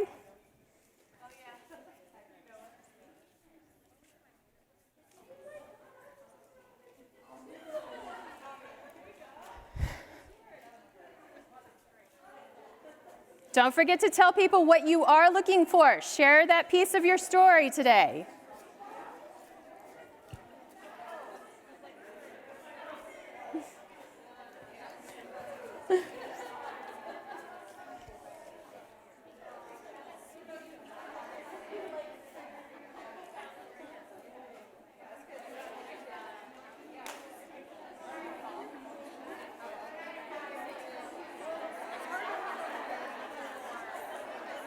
Please come down, shred your paper. It's very cathartic. Shred it up, throw it away.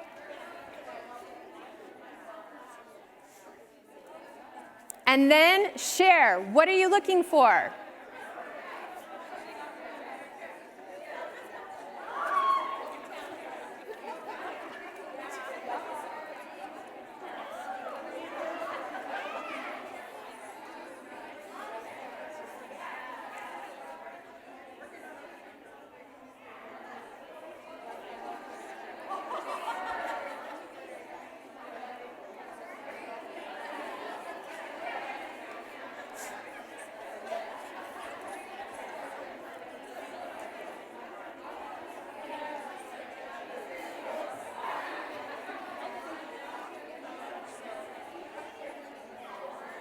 What are you looking for?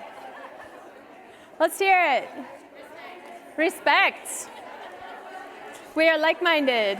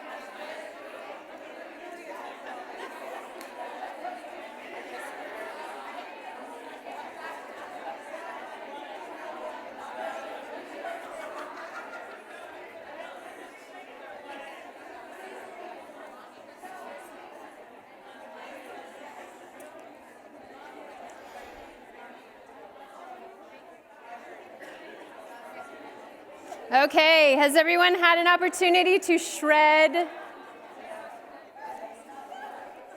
To leave some of their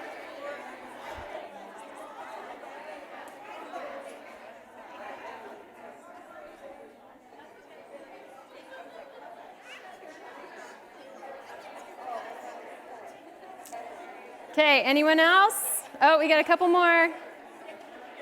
Don't forget to shout it out.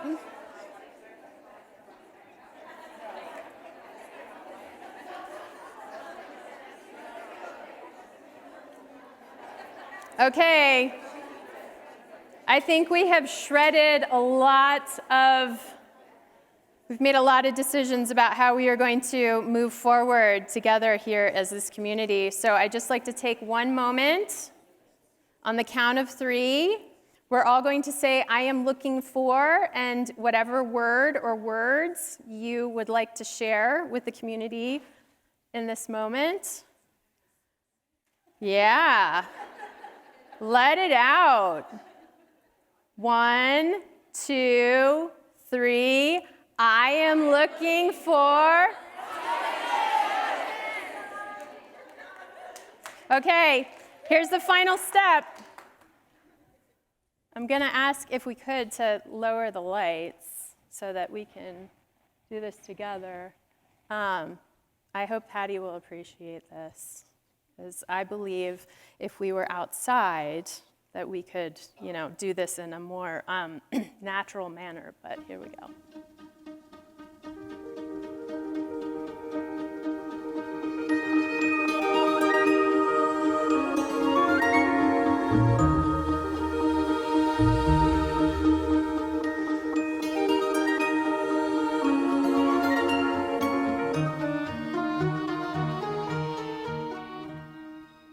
And there you go.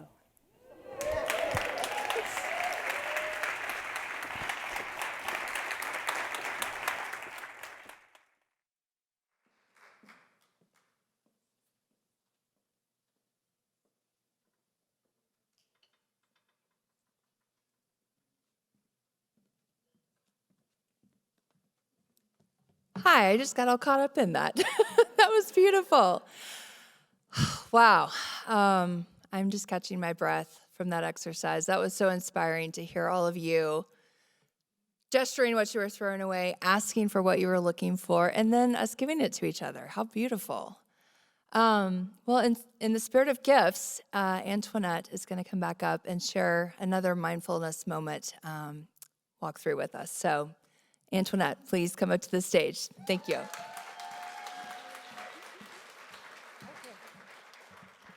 Hi again. So excited to be here. Okay, well, first of all, thank you, Carrie, for that significant presentation and the message of values. I heard so many good stories and inspirations and reflections in my lunch theme. So I'm actually gonna take one of our heart, and we'll do that later. So you guys inspire me to do this mindfulness activity, because I think we all need this after sharing and learning our stories and where we come from, and still together clean our roots. So I will first would like to invite you to do slow, deep breaths. Just sit gently. Grab a posture that feels better for yourself. But I would like us together to do 4 deep breaths. We're gonna inhale together, and we're gonna hold it for 4 seconds, and then we're gonna exhale out, and we're gonna do this together for 4 times. I want you to encourage yourself to notice your chest, your breath, your nose, and your feet, your back, and anything in your core. Okay, ready? We're going to inhale. And I'm going to count for you. 1, 2, 3, and 4. And exhale together. Yes. Inhale one more time. 1, 2, 3, and 4. And exhale. Inhaling one more time. 1, 2, 3, and 4. And exhaling. You guys are so mindful. Wow. Inhaling one last time. 1, 2, 3, and 4. And exhale together. And I want you to continue taking care of your breath, paying attention to your breath. And I want you to think about one value or two that resonates with you from Carrie's presentation. Maybe it was something that you wrote down in one of your notes or journals, but something that you feel connected at this moment.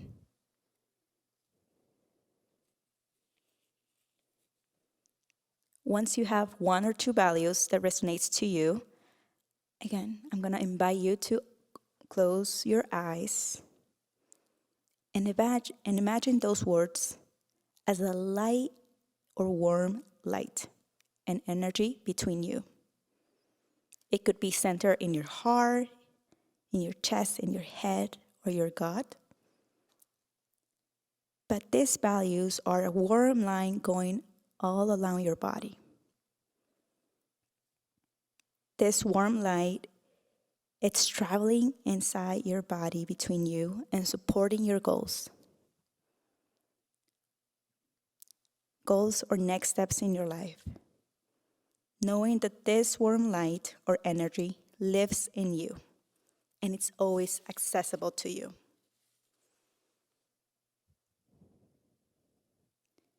I encourage you to now reflect on how these values could show up in your daily life. How these values can impact your actions, your relationships, or how you treat to yourself.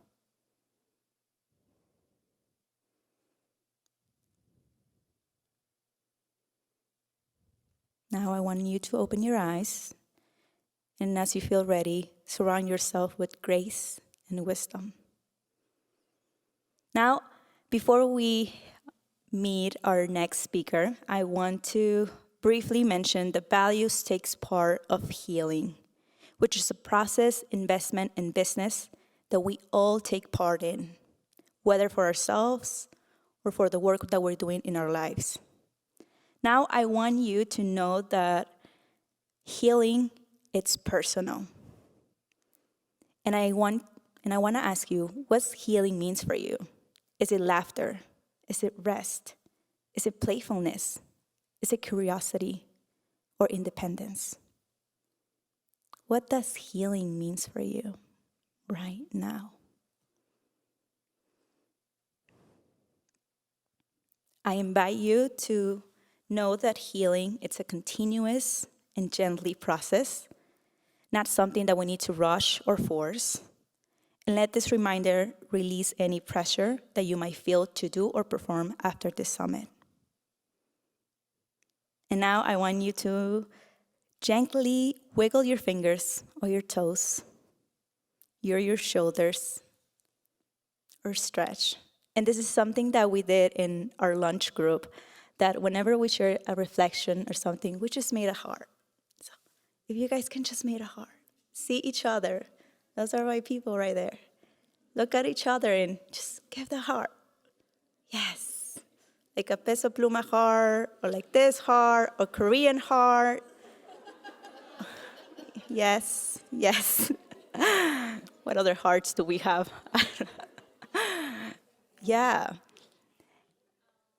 And I want you to just smile and laugh a little. Just feel your breath.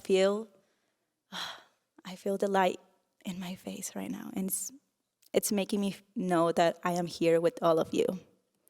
So just a little reminder before I go, that lightness and joy are essential parts of healing. As we approach to our next speaker, I invite you to be gentle with yourself, to take part of any information at your own pace, and remain yourself present and curious about your own experience. Thank you.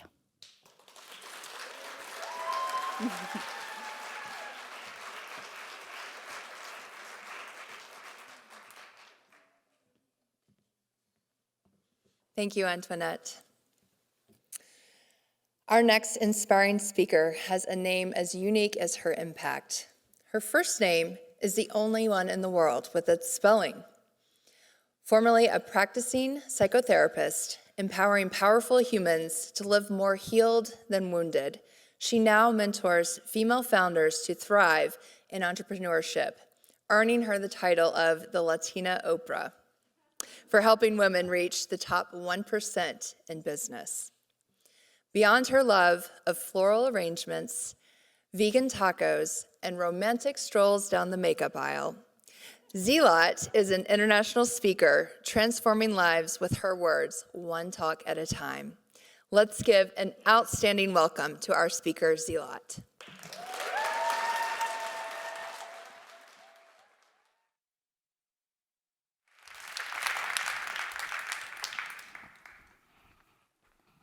Hello, ladies.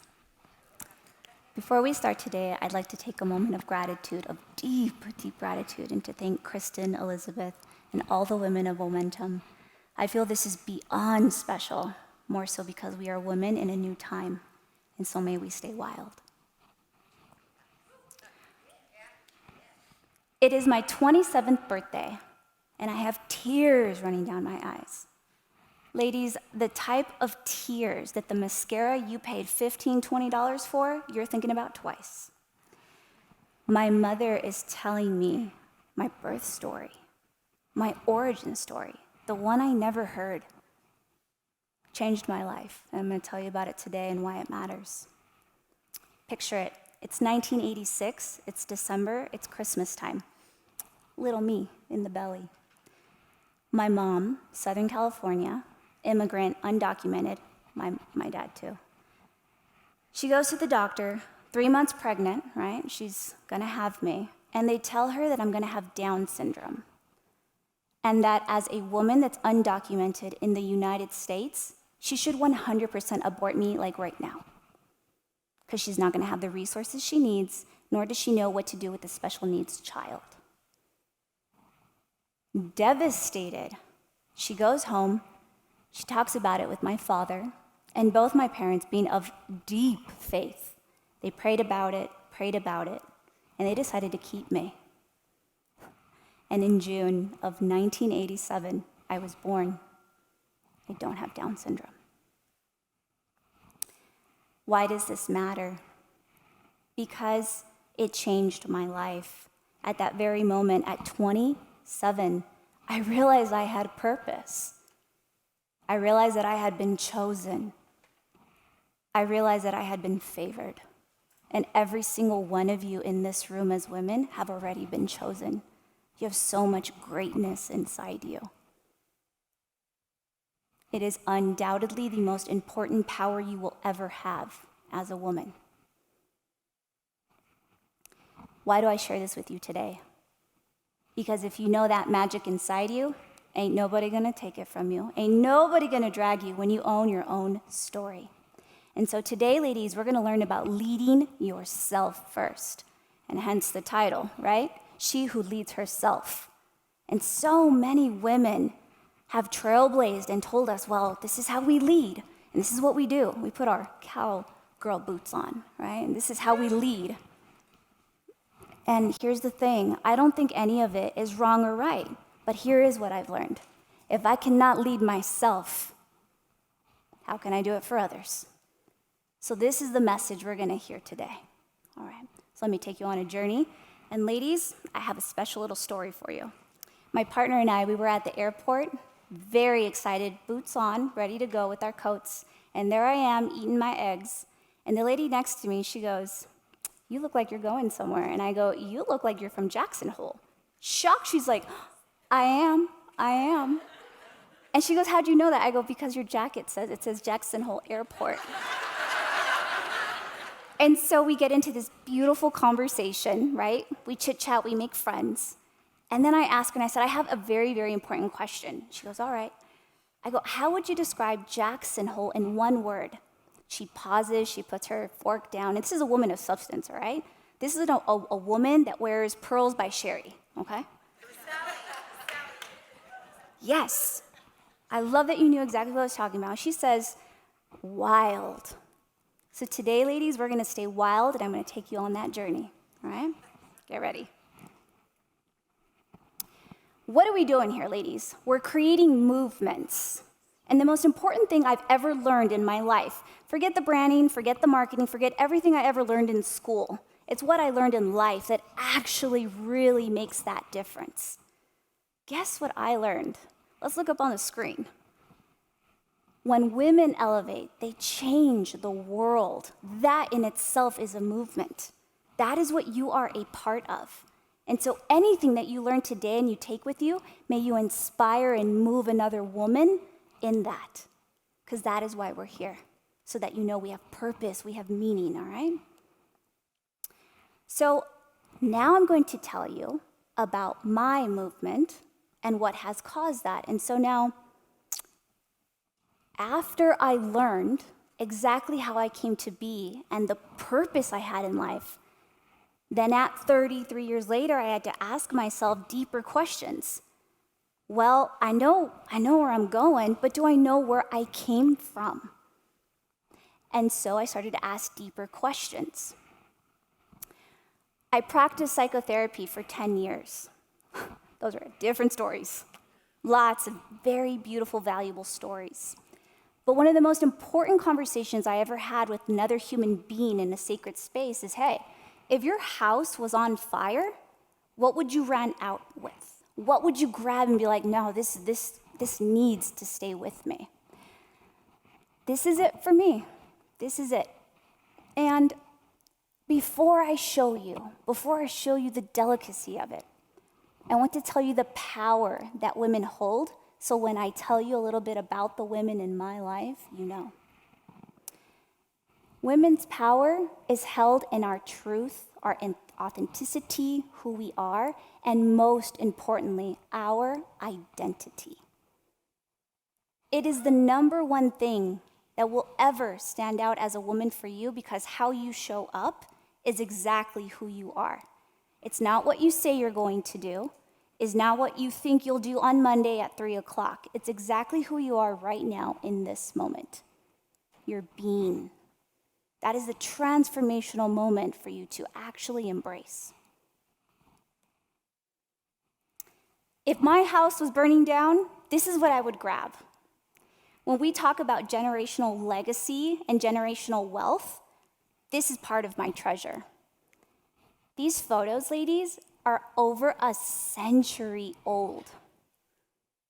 Some of these are from the 1800s.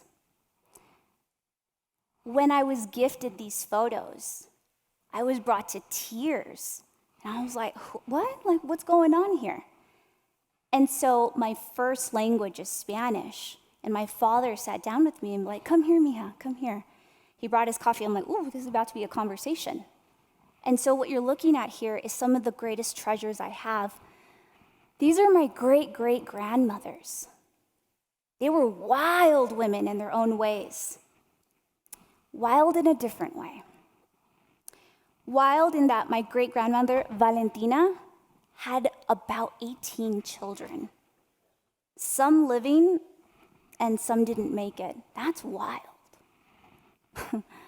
My great-grandmother, on this side here, some of her children she didn't even get to keep because she was passed around from man to man, not by choice, because it was survival. If one died, she had to go to the next because she had children to feed. She was never given the opportunity to develop her gifts like many of us in this room. And that's what moved me hearing these stories. And some of them my father's telling me and said, my mom told me. She actually couldn't really tell me in front of my father. It was that sacred. And this one over here, this one's extremely powerful. This one's my mother's lineage. So these two are my father's, but on this side, my great-great-grandmother, Verdina. This one changed my life. Ladies, raise your hand if you know how valuable it is to feel safe in an environment and to feel safe in your body. That's right, that's power. She didn't. Her husband died, and so she moved into her sister's home with the husband. And the husband actually took advantage, and from that my grandfather was born. And that's the lineage I have in my mother. But this is the most powerful thing I have because she continued with her child here. That's my grandfather that she's holding. Yeah. And these are the stories that we hear. And I'm so curious to know over time, what are the stories I didn't hear? What are the power these women had? What is the voice that I didn't hear? How could I hear them? They're part of my DNA, they're part of my genes. And I encourage each and every one of you women in the room to ask yourself, what are the stories I haven't heard yet in my lineage, in my bloodline? What courage do we have? What strength? Down we go, the lineage. Great grandmothers. I look mostly like my grandmother, Paola. She's on my dad's side. She died giving birth. She died giving birth to her 4th child. I haven't had children yet, but many of you in this room are mothers. And I can't imagine the sacrifice you make in your mind, your body, and your soul to carry a child to life. And so she died in childbirth for me to know that it is indeed a gift. That also changed me. My 2 other grandmothers on the other side, well, they were wild women. They would write in secret. Because here's the thing. All my lineage comes from Mexico, but this story might sound familiar. What women are allowed and not allowed to do. Stay sweet, stay kind, but don't you say exactly what it is that your power is or what you know that's going to change the world. Stay sweet. This is the message all these women received, and so in secret they would write. Sometimes it wasn't even proper what they were writing, it was just sounding it out, but they did it. They had that courage. And so these are all the stories that I'm receiving from my mother and my father, and I'm just blown away. And something inside me internally shifted. I said, what is that? And my power was growing inside me. And so the stories continued. This is right here, my grandmother's. This is mama's mama, and this is daddy's mom. This is my grandmother, Dominga. Beautiful woman, absolutely stunning. Now, she was actually wild. She definitely belongs in Wyoming. Now, this woman gave birth to my mother, but she was wild because even though she was told, stay sweet and stay quiet, she didn't. She was the first woman that said, I can make $1 out of a dime, and I'm gonna die trying. She was the first one in the lineage that tried entrepreneurship from her home. So she opened up a little store. She started to get a little bit of money.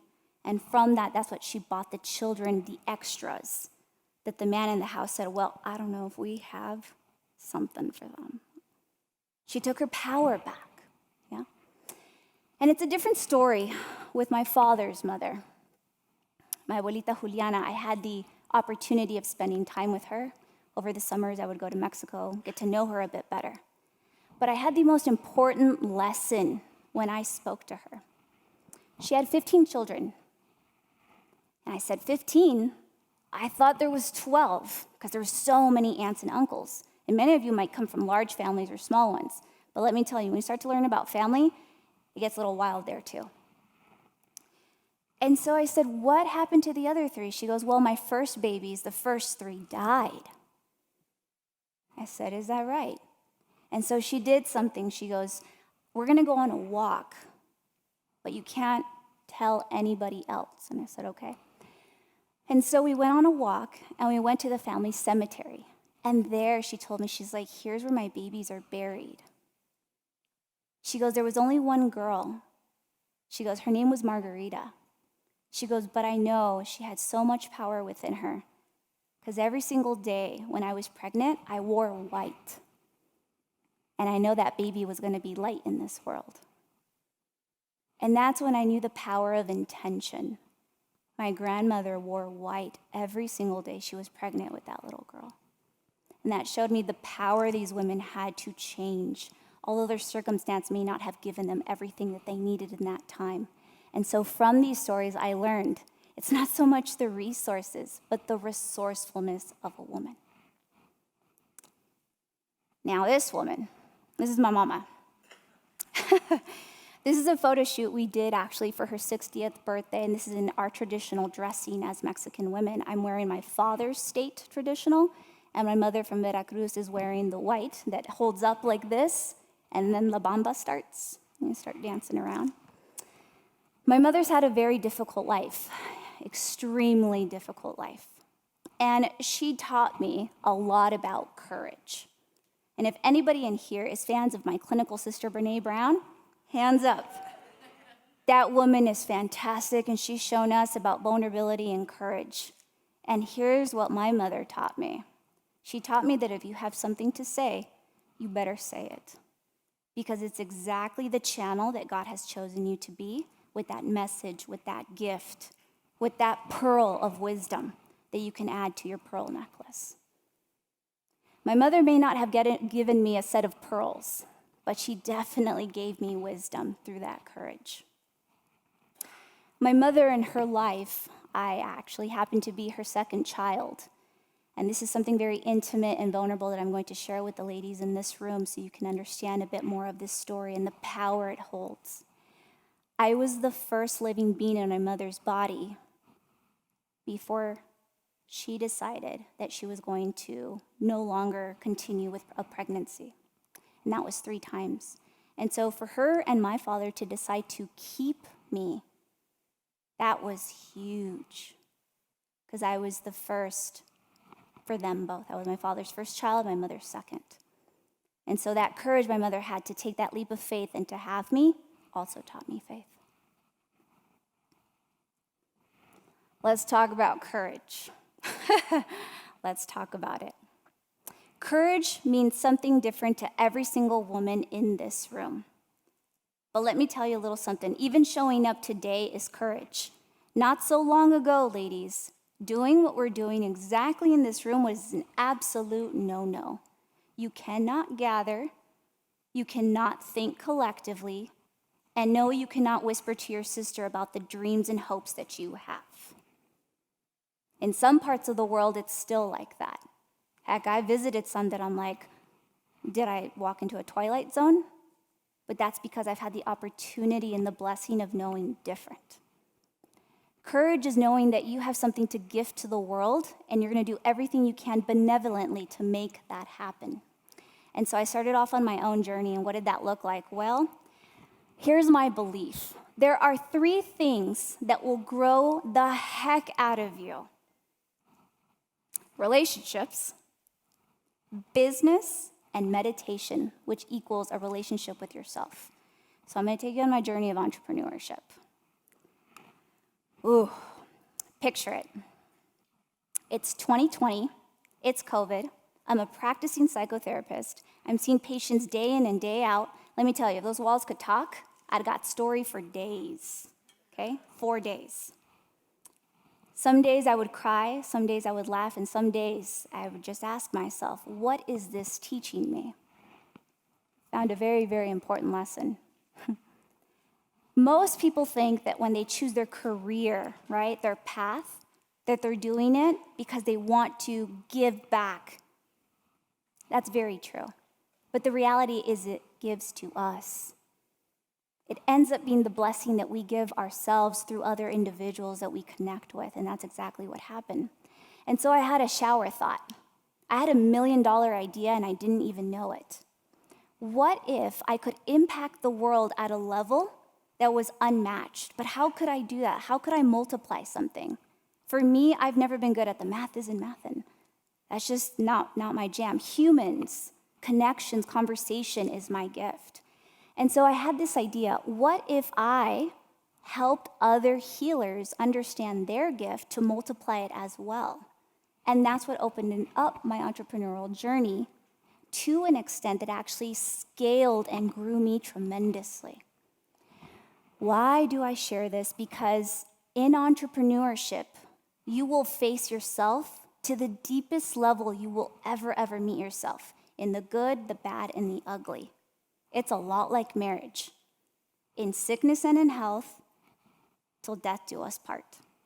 So let me tell you about what that looks like for me and how it showed up. Okay, so my CFO is actually here. And he's probably like, OMG, what are you doing? What are you doing showing this? Well, let me tell you a little bit about courage. And when you mix that with entrepreneurship, starting, growing, or scaling a business, what that gives you. So you're wondering, what are we looking at here? Well, on the left, this is an example of what most people would think gives someone faith in entrepreneurship, right? When the good gets going. As a psychotherapist, in the best year working for someone else, I didn't do too much in a year. And in 1 month in entrepreneurship, in my first month, I actually made what I made in a year. Blew my mind. I was like, where did this come from? And at first I thought, could that be success? Is that it? Like, is that what it looks like? I wasn't sure. God had a lesson for me. God tested me. Here's what happened. On the right, here's what I was left with a couple of years into entrepreneurship. That's my personal bank account. Yes, I bank with Wells Fargo. That is my personal bank account. At least I had an angel number, 55. Yeah. And when I looked at that, I had to remind myself of the most important lesson for courage. Whether I was looking at that for the month or this for the month, I still had to have faith over fear. Because a lot of people think that courage is going to be the strongest felt and held when you're doing really well and things are just looking up and things are just going and going and going until one day they don't. And in these moments, the moments where I literally had $55 left to my name, I had to still remember the woman I am with the purpose I have and all the women before me that are looking to see what I do with all the gifts they have given me, all the lessons, all the pearls of wisdom. Many of you have had challenges and tribulations in this room. Many of you have done it quietly. Many of you have probably done it gracefully, cried yourself to sleep, wipe your tears, and in the morning you put on that red lipstick and you go. That right there is faith. That is faith, and in so many different ways. Whether you have a form of religion or not, it's having that faith in yourself. Yeah. And so let's look at this formula, right? Because I figured it out. What if I could teach other people in their own way to adapt it and figure out what pieces they can put together to bring their own formula together? And so here's what I came up with. If you have courage and you put yourself where you're going to grow the most very uncomfortably, such as perhaps entrepreneurship, what do you get? You get leadership. The most beautiful part about this is that it's inner sourced. It's your own leadership. Check this out. In our history, we have seen the greatest leaders come to be in the face of adversity, in the troubling times. In the toughest of times, we learn who is a leader. You will not know who you really are as a woman until you've had that moment where you're like, oh, am I really who I say I am? That's when you find out who you are. And so if you'd like to take this formula today and plug your own experiences in to find out about your own leadership style, how you show up in leadership even when you are tested, that's when you'll have your own definition. And so once I had this formula, the next step came to be. And I was like, what could be missing? What could be missing? And then, sure as much, God says, I have your next puzzle piece. And I said, yes, until it happened. So picture it, ladies. It's 2016. My mama and I are in Miami, okay? We're ready to mingle, okay? We're ready to go out into the sun and have fun. Until we had a tiffle in the hotel room. Anybody ever have a fight with their mom? Oh, yeah. Yeah, could go on for hours and hours. So we're huffing and puffing, we're going at it, and the most beautiful thing happened. We're yelling at each other. I sit on one side of the bed, she sits on the other, and I say to my mom, I go, Mom, like, what are we doing here? She goes, I was thinking just the same thing, and she screams at me, and she says, what do you want from me? What do you want? So frustrated, right? And out of my heart, it was like channeled. It was literally like I received a download from source. And I said to my mom, and it was the funniest thing, I said, I want you to die. And everybody's thinking like, oh my gosh, is she a bratty 16-year-old? I want you to die more healed than wounded. Mom, I want you to die more healed than wounded. She just cried. She paused. My loud, tigress mother paused. And then I said it in Spanish, just in case. She's like, okay. ¿Quieres que me muera? ¿Más sana? I was like, yes, I want you to die more healed than wounded. And that was it. That was the best vacation I've ever had with her till this day. After that, smooth sailing, because she understood something. The story she told me years ago when I was 27 gave me purpose. And now I understood the purpose I had in this world. And that's when I discovered my mission as a woman, to die more healed and wounded, and to help other powerful human beings have the same opportunity. That's how my mother gave me purpose and helped me understand my mission. And so it always came from a woman. If I could thank her for anything, it would be that. And so that leads me to something, right? Because now I have a mission. It's like, all right, well now, what do we do with that? How do we help others come to the same conclusion? How do we heal? How do we do this thing called healing? And so that takes me to the next chapter of my life. Ladies, it's called the business of healing. Ironically, I chose to be a healer. I chose to be a psychotherapist, holding space for people in the room. I thought to myself, well, here's the formula for healing. It's this thing called this DSM, and on this chapter and this chapter. I was deadly wrong. Anything that book taught me was absolutely wonderful and a resource only. But the most important thing I found about healing is who you learn to be in that grief and in that process. And so, luck will have it that life taught me the next lesson. It was the most painful, soul-crushing experience that I have ever had in my entire life till this day. And I've always asked myself, why does this happen?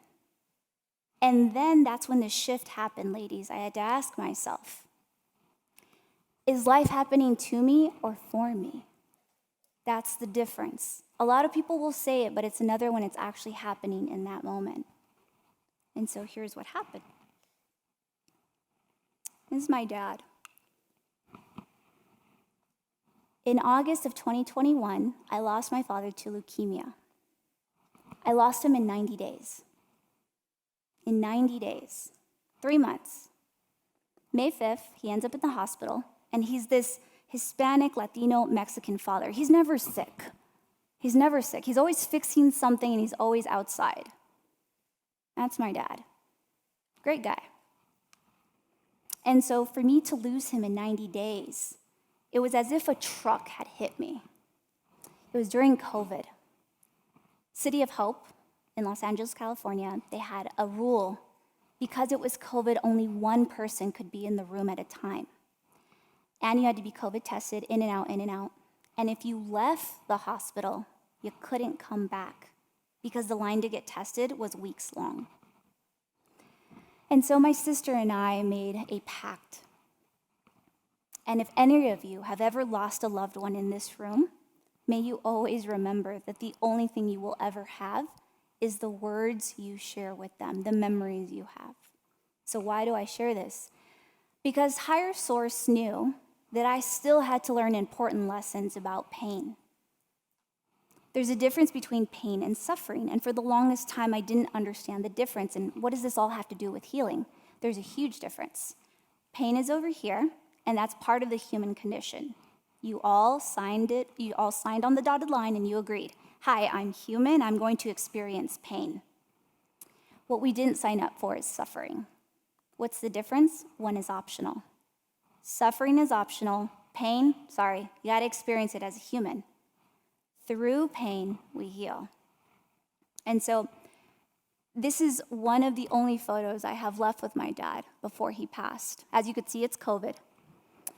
And I had one of the deepest conversations I've ever had in my life with him. Conversation that was messy and ugly, and a lot of people would think, well, why wouldn't you just have a very nice, peaceful, right, kumbaya moment with your father? I had those too. But if it wasn't for that very painful, truthful conversation, I wouldn't have been able to heal. In the mess and in those conversations that you don't want to have and that you're avoiding, like, oh, tomorrow. Don't wait. Have those. Because through those waters, you will learn exactly who you are. And so something extraordinary happened. My mindset actually shifted. It shifted so much that I actually became a new woman. It was ugly, it was unexpected, and it was turbulent. At the time when my father became sick, I was running 2 companies, my private practice that I was seeing patients, and then also my practice where I was growing and helping clinicians run private practices. Let me tell you, I learned some lessons. I hired the wrong people because I was coming from a place of pain. I was dating the wrong men that had not good intentions. I was attracting people that also had pain until I became conscious of it. And so one of the things that was very extraordinary is that we did not have a funeral, my mother's choice. My mother's first husband actually died in the service and military, and so my mother had an aversion to pain, and so she didn't want to have a funeral. And so I had to ask myself, how will I heal? How will I lead myself through this transition? No one in my family, my sisters, were not gathering, we're not collectively healing, we're not talking about this. Nobody in my family knows what to do with their feelings. They're allergic to them. And I'm over here just feeling extra, feeling all the feels. And so that's when my DNA, my ancestors are talking to me like, okay, and here's exactly what happens. And so I'm in meditation and I'm like, please help me understand this. What is happening? And I got the funniest message. And it said, girlfriend, you're it. Tag, you're it. You got chosen. None of us got to do it, so you're going to do the work for us. Yep. But guess what? If you get through this, you get to lead a lot of women. And I was like, yeah? And they're like, And you get to lead a lineage to healing. That is my gift. They say that when you heal 7 backwards and 7 forwards. That's a lot of generations if you think about it, right? So to my unborn daughter, this is why I do it. To my great-great-great-great-grandmothers that had courage and quietly and stayed sweet, this is why I do it. And so here's what I did. This is my father's sister, Nieves, and that's his brother. That's me right behind her and a cousin. I cried bitter tears and I begged my sisters and my mother, and I said, if there's anything you will give me after my father's passing, may I have his ashes? Please, can I have his ashes? He was cremated. And they gave me that. And so I took him to his resting place, to what would have been his birthday. I had to wait 6 months. And so when I did that, everything kind of just opened up for me. All kinds of ideas, all kinds of visions. And here's the thing I will tell you, ladies, and here's coming from the bottom of my heart, and any woman in here that already has pearls of wisdom will know this. Anything that's of value does not come easy because it tests you. It asks you to be the woman that you actually are in the face of adversity and of challenges. Okay? So here's what I had to ask myself. How will I heal this?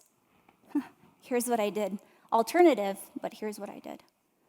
For the past 10 years prior to this happening, I had been practicing for the marathon. I had been practicing. What does that mean? I'd been going to therapy. There was months that I went with my mom that I spent probably about 5 figures just trying to heal because it was a family session, individual session, and just a session to process all of that. But I did the work. Then there was the Reiki. Then there was the sound healing. Then there was the sound baths. I've done over 100 different types of healing, but I did it. I had the courage to show up for myself and say, even if this is painful, I'm going to do it. I share this with all of you because you have the power to heal yourself. Other individuals are only here to mirror that for you and facilitate. I truly believe that inside every single woman, there is a healer. She heals in different ways. We all know her. There's a woman that comes up and says, honey, do you have this in your home? Do you have this for a tea? Right? We have that woman. We have the other one that says a prayer for you and says, may I bless you before you go? Bring the blessings. Bring it, baby. Let's bless me. Then we have the other woman that has that voice and she has that courage. And then she gets into government. She gets into politics and she speaks. That voice is healing. And so when I meet those women, I am so blessed. So interesting. Here's what I learned through this process of healing here. This is the most painful one. You have to feel it to heal it. You have to actually feel it. I did every single thing from the moon to the stars not to feel it. I overworked. Yeah, I watched TV shows. I watched Netflix. I did every single thing I could to avoid until I started to face myself. And then I learned that really important lesson that I'm sharing with you all, because this is how you transform from within. In the pain, that's exactly where you learn what you need to. And so I had a very important lesson that I'm going to share with you all. When my father died 6 months later, I decided to sell 80% of everything I owned, things I loved. I learned to let go. I learned to surrender through minimalism. I decided to get out of my comfort zone, and then I was going to move to Mexico. Everybody I talked to was like, that's crazy. And I'm like, perfect, right? I'm going to travel alone as a woman of color. And I have absolutely diddly idea of how I'm going to make this happen. But I have faith in God, and I have faith in myself. Remember the faith part, that this is going to work out. And it did. And so I kept asking. And so in Bali, in Indonesia, I had been there already 3 months, healing, doing the work with the locals, asking women, what do you do to heal? What does death mean to you? I went on my own adventure to ask myself, what does this mean, so I can help other people understand it as well.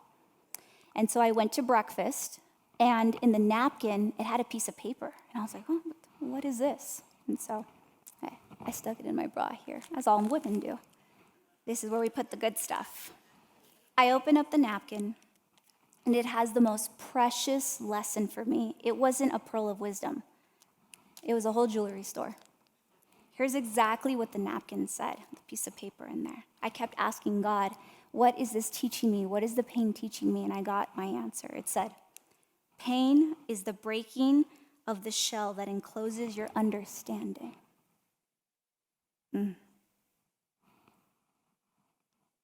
This changed me. It was understanding. That was the gift. That was the gift, understanding what does this mean. If I thought I understood spirituality through one book or another podcast, that wasn't anything. Going through this was the biggest change I had to transform me. And so then I had a new dilemma. And the dilemma was, who am I after this grief? Who do I become? Because you do have to grieve, ladies, to become that new woman. You have to grieve the friends that no longer serve you. You have to grieve the partners that no longer fit that puzzle piece. You have to grieve the version of you that isn't serving you anymore. That's the hardest part. We have to say goodbye to her and say hello to the new woman. Yeah. So aside from feeling it to heal it, I had to ask myself even deeper questions here in the puzzle. And it's, what would the healed version of me do in this now situation? That's such a difficult question, because it helps us rise to the occasion and say, I'm not going to be petty anymore. I'm not going to choose not to show up. I'm not going to choose peace over truths. It's one of the hardest things we can look at. And so I would like to ask you, just for a brief moment, to ask yourself, what would the healed version of you do? Would it write that book, right? To inspire and encourage other human beings to rise to the occasion? Would you have that another baby? Yeah. Would you quit that job? Would you ask that person at the library or the coffee shop and say, hey, I've been eyeing you for a minute. Do you eye me back? Yeah.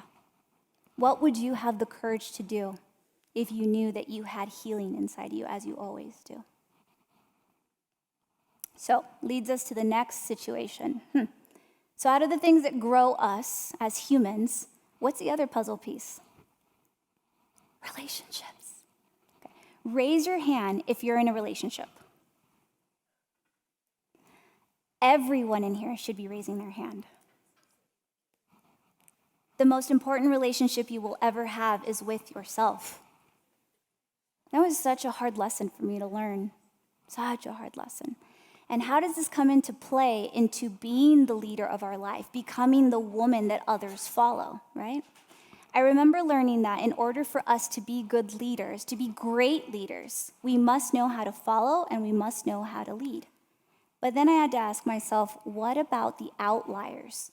What about those that say, there's a little something different for me in this lifetime. I have a different lesson. This is so true. I actually looked this up recently. Did you know that in alpha packs of wolves, and here in Wyoming, there's beautiful examples of that. There are some packs where there's not just one leader, but it's the whole community of the wolves. Because they know that one wolf does one thing really well, such as hunting, and the other one does really well at protecting.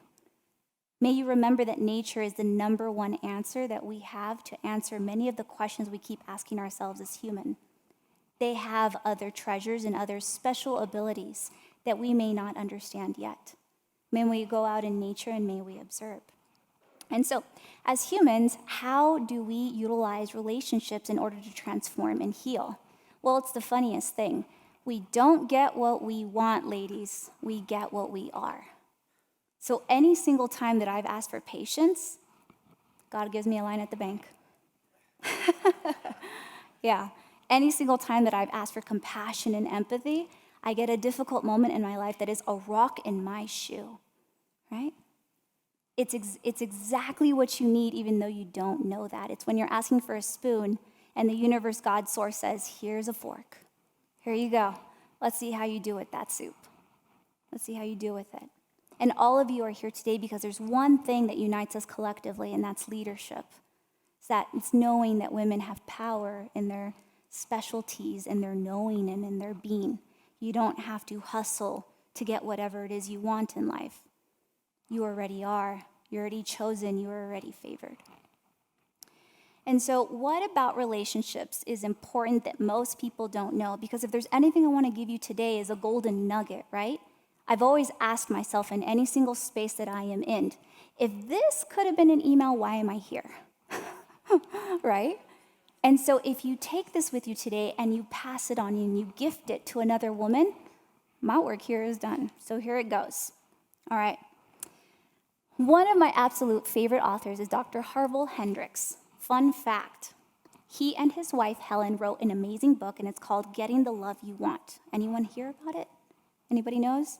That book has changed my life. I used it not only as a practitioner, I used it with my family, and now I use it with my partner, and so on and so forth. What's the point? Helen and Harvey, they were both divorced. And any of you know in the United States, the chances of a second marriage working out are slim to none. You have 20% chance of it working out, 80% divorce rate for the second rodeo, for the second time around. Because the first time we already know is a little bit over 50%. So how does this impact you? Well, once they got married and they did it a second time with each other, they wrote a book. And here's what they discovered. They discovered that not only are we wounded in relationships, but we also heal in those relationships. So the funniest, ironic thing I could tell you today is that person that really just pushes your button is the exact person that's meant to be in your life to teach you those lessons about yourself in relationship. As humans, we have something so unique and special. As we are wounded in relationship, we also heal in relationship. I could tell you that as a witness. Fun fact, before I retired my licenses, I gave them up, I actually had 10,000 conversations, not by choice because that's what the state required. 3,000 for one license, 3,000 for the other, and so on and so forth. What's the number one thing I learned out of those 10,000 conversations? It's not so much what we share, but what we don't share that matters. What was never told, the untold stories, the untold feelings that stay stuck in our body. The body keeps score. It always does. That scoreboard will never go away. And so the relationship you're in now with yourself is the most important for you to learn. Am I the woman that has a say-do ratio? What does that mean? I say, do, and I do at the same capacity. I tell my girlfriend, I will be there at 10 on the dot. I'm there at 10 on the dot to be of my word, because that is who I am. It's how I show up. It's in the being. Okay? All right. Healing with relationships is the first part. But what are we missing? Which is what I was describing earlier, which is authentic connection. What does that even look like? What's connection? What's authentic? And this plays a big part into the type of individual that we actually are. So fun fact, here's a golden nugget, okay? You can write this down or you can just keep it here. All of us in this room, for the most part, fall into 4 buckets, okay? We either have a secure attachment, I know who I am, I know who they are, and so we are, the collective. And then you have the second type that's anxious. They're just very anxious to be around individuals because they're afraid of being left, they're afraid of not being seen, they're afraid of their needs not being met in that particular way due to childhood or other things, all right? Then we have the third bucket, avoidance. Individuals that avoid those very difficult conversations, the muddy parts, the hard parts. They go off and they don't come back until they feel that it's safe to do so. The most interesting bucket that I have found so far in my work and in my life experience is the fourth category, anxious avoidant, also known as disorganized. I would know. So I had both my parents that were anxious avoidant. Ta-da! And so you got an anxious avoidant baby. And so for the last couple of decades, I've worked on becoming secure in all parts of my life. Now, am I fully there? Of course not. But I'm sharing this with you in vulnerability, with courage, for you to identify in yourself, how do I show up? What attachment am I feeling in this particular space? With my community, with my beloved, with my children, in my business, and otherwise. We show up differently in each space based on the components. So if you take anything, it's, do I have enough curiosity to explore myself and others in those dynamics? It's a gift we give ourselves. And so then we have to ask ourselves, what's that last piece of the puzzle?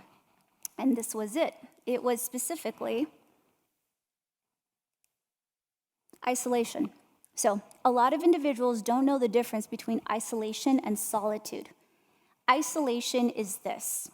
You can be in a room full of hundreds of people and still feel alone.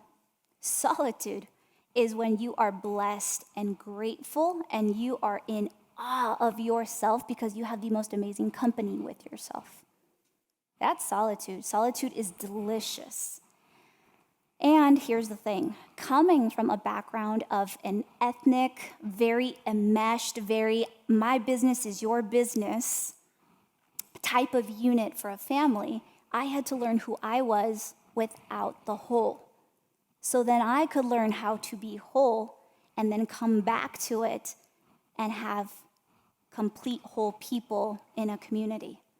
It's the hardest puzzle piece. It's so hard. It's like looking at the horse and you know it's a horse, but you see the tail, but you don't see the feet. It's such a difficult process to unmuddy. And that's what I'm inviting you to consider. How much of your puzzle have you solved? Is that me or is that my mom? A lot of women will say like, oh, I don't want to repeat those patterns. I don't want to be my mom. But at the end of the day, if we don't look at it, we might be repeating those patterns. And so this is one of the last photos of my father's birthday. And I went to a shop really quick and I bought some mustaches because I feel that one of the most healing things that we can have is humor. And so this is the photo we got here. This is my dad, my mother, my sister, my cousin, my uncle, and myself. And so I keep this dear to my heart to remind myself that humor is indeed a healing component. And that's when you find yourself. You find yourself in the humorous moments. And here's what I always tell individuals, and they're either in awe or they laugh with me. I love comedy, and a lot of people have asked me, who's your favorite comedian? And they're thinking it's like this amazing woman that stands on stage or this man, right? I say, God. They're like, what? I'm like, yeah, God's my favorite comedian. We plan, God laughs. That's how it goes. It's a cosmic comedy. Yeah, there we go. And so I had to ask myself, what is this teaching me? Once again, I am a student of life, right? I am a steward of humans healing. So what do I need? And so solitude has taught me more so about connection.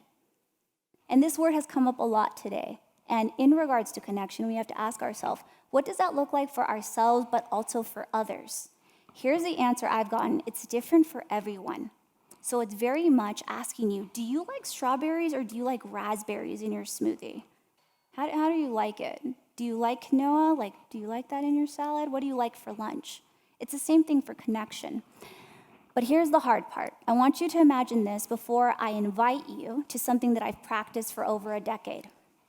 Imagine that every single one of you are a radio, right? Let's imagine that you happen to be country, and she happens to be rock, and she happens to be classical music, right? And I'm over here with the Beatles. We all have a different tune and a different dance.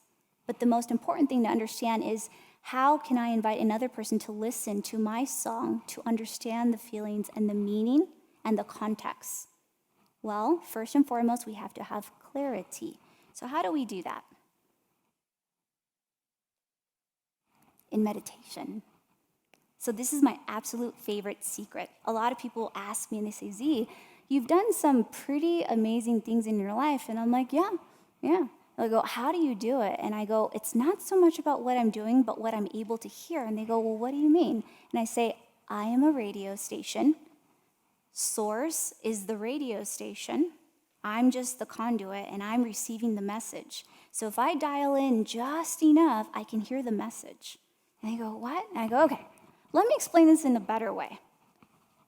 God is the cell phone, right? I have another cell phone, and there's text messages in between. But in order for me to receive one, I have to be so still and quiet in order to hear it. That's the key. And they go, okay, well, how do you send a text message? I said, prayer. That's how I send one up, and meditation is how I download what's coming in. And they go, okay, well, how else does it work? Because then they become curious. And I said, well, the healthier my body is, my mind, my spirit, and all of the above, the more in alignment I am with myself to receive that message. I'm an antenna. Every single one of you in this room is an antenna, but you have to ask yourself, what are you receiving? Are you receiving the whole Netflix show with no interruptions? Or are you the 1950s TV with the snowy channel and you're not really sure? Can you hear your own clear voice? You are a channel. You are a portal, ladies. You were chosen. You give life. You can hear a message, 100%. So meditation has helped me do that over the last 10 years. Interestingly enough, a friend of mine in graduate school, a man, was doing transcendental meditation as an experiment, really, but I stuck with it, and he didn't over time, and so he gifted me something so beautiful that I continue to do till this day. This morning I did it, and the day before, and the day before. It's a muscle like anything else. It's like exercising. And I love cooking, so if any of you cook and you're like, okay, I got the best recipe, and I'm gonna make this pie for Christmas, and it's gonna be absolutely delicious. It's the same thing, except the recipe you are creating is indeed yourself. So, what do we get, ladies, when we have meditation and connection? We get identity transformation, because then we have something that's absolutely important, which is transformation. And a lot of people throw this word around, and here's what I'm going to share with you today. Here's what I've learned transformation is. It's actually becoming. It's becoming who you are. You're unlearning everything else, and you're unprogramming yourself. We've always been told all these stories over time, right? Just like Carrie told us, right? The stories, are they serving me still? Is it still my story that I can't do that I'm not capable, that nobody in my family does that? The ladies in this clan don't do that. Does it still serve you? Is it still helping you? And so, who are you becoming? Here's what I've learned. Even though I had training to be a psychotherapist and lead others through that depth of themselves, that's not what taught me to be the person that I am, to allow individuals to heal in that sacred space. The one thing that I got really good at was asking questions, asking deep questions. take this, ladies. This one's a golden nugget, all right? The quality of your questions will determine the quality of your life. Let that soak in. The quality of your questions will determine the quality of your life. Years ago, when I was dating, I used to ask so are you married? That's not the question. The question I learned to ask is there anyone special, deeply important that you respect in your life that would be bothered by this happening? I got different answers. Right? So that's a great example of the better quality questions you ask, the deeper the quality of the responses that you will get from individuals, from experiences, but also source. Ask the right questions. It's not who should I be, who am I already? Please help me remember. And so we have to ask ourselves, in this whole process, in this whole shenanigans we call life, who do we become? Who are we? It's the deepest question we can ask. It's like, who are you? Right? Who am I? And we can ponder on it over and over and over, but in the being, in the doing, in the exchange with relationships, in the exchange we have with ourselves, in the process of actually doing something that's really difficult. Maybe it's climbing a mountain, maybe it's writing a book. Maybe for some of you, it's just raising your first child and trying to juggle every other part of you as a woman in that transition. May you learn who you are. And so the other really important part of this puzzle piece that I have learned in leading ourselves, she who leads herself, is what do we value? If you can understand your values, and they do change, ladies, they do shift, you can understand more of why things aren't working. I can't tell you how many times in business, in relationships, and in friendships, things weren't working out, but I didn't understand why. And I'm like, oh, they don't value communication. They don't value growth. Oh, they don't value accountability. No wonder this feels like pulling teeth. Then I was like, okay, so then here's the thing. I'm not the issue. They're not the issue. We just don't align. So funny, but the idea came to me when I actually went to a mechanic, and the mechanic said, look, this bar thing here, and I was like, okay. They're like, it's not aligned. And I was like, whoa, that's my friendships. That's the man I'm dating. This is my family. I outgrew my family, right? And I hear a lot of aha moments because it's the same thing. We're just one of the most complex beings that there are, humans. Okay? So now we have to ask ourselves and invite ourselves to who do we become to become the woman that leads herself. If I lead myself, I am no longer giving away my power to someone else. And I want to be clear that in a mentorship-mentee relationship, it's one of the most beautiful relationships you can have. And for many of you that have experienced Womentum, you know this. There's a big difference between mentorship and advice, okay? When you are looking for advice, somebody else is doing this to your power. But when someone is mentoring you, they are co-collaborating with you. They are co-creating and finding that with you. That's why there's no I'm here, you're there. It's can we do this together, this song and dance? And that's exactly why we're here. We are co-creating new realities in this room. And so who do you want to become, okay? Do you want to become the woman who leads herself, or do you want to stay the woman that gives away her power? And so here's the invitation for today, and I love this. I love every time that I share this because it's an open invitation. It's not something you shove down someone's throat, and it's not something you say, oh, okay, I'll see you on Tuesday at 3 o'clock. It's an open invitation because it's always there for you. It's a movement, and that's why I repeat, we are here today to do.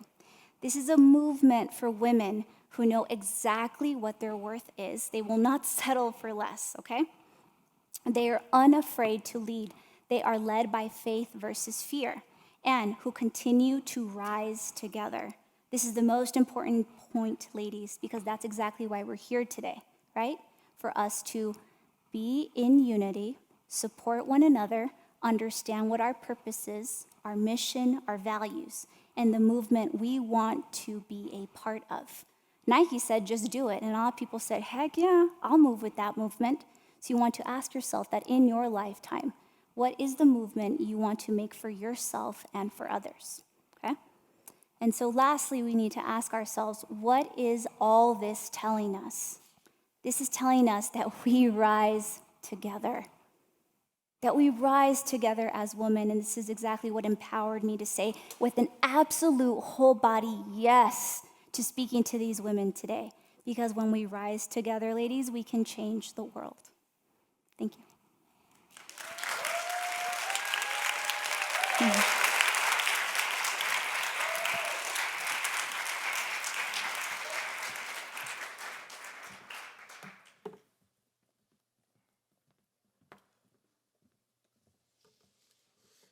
Thank you, Zeahlot, for that powerful message.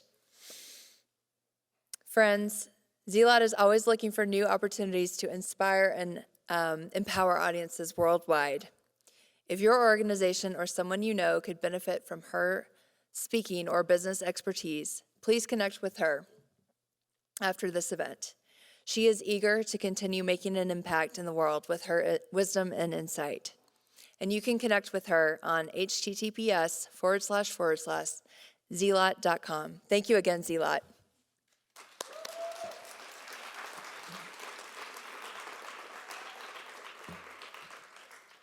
Okay, we are nearing the end of our event, but we wanted to give our audience an opportunity to interact with these amazing speakers a little bit. So I would like to now invite Carrie, Patty, and Zeahlot back up to the stage for a little Q&A.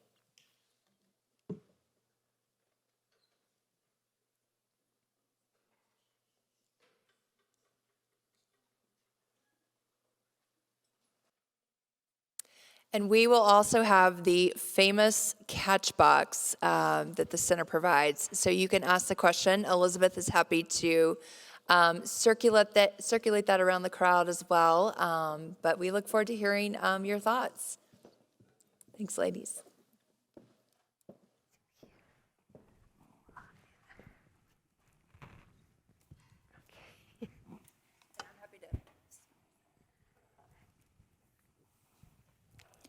I'm happy to kick things off too. It's always fun to hear our speakers interacting with one another though, and that's something that Womentum very purposely creates as part of this experience. We've had the pleasure of dining with one another. That's also key to the Womentum experience. It's part of our mentoring program. We have these small group dinners.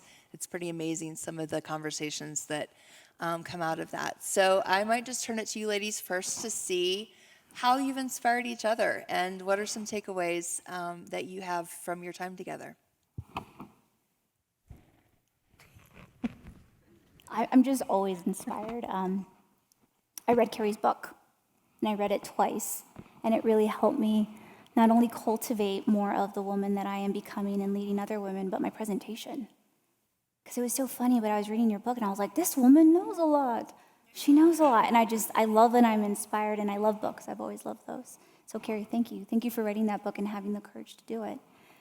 Oh, and Patty, man, I remember learning that you had climbed Mount Everest, and I was like, whoa, I had no idea that women that were same models, right, different series, could do that, because I've always been in this small, tiny body, and when I go to the grocery store and I'm reaching for that, I'm like, oh, I can't reach it. I feel some kind of way. The world has always been bigger than I am. And then you come into my life and show me, no, honey, anything's possible. So I really appreciate that. Thank you. Yeah. I am really overwhelmed with how much our messages seem to resonate and echo and intersect one another, and some of the themes that have come through with connecting to a world community and generationally, and just thinking about the power of that energy, which is sometimes hard to describe, and I'm not often in spaces where those conversations are happening. So I thank both of you for those conversations and your individual approach to what seems to be very common interests. Thank you. Well, for me, I love it. I love the possibility to meet the two of you. Here I learn a lot. I enjoy to write in notebook. I realize a couple of things about myself, about my history, about you, Zila. It's incredible. It's incredible. The small details like yesterday where we sharing how to take picture with the best way to take pictures, things like that, because I'm super bad with the iPhone or with the phone in general, so small details.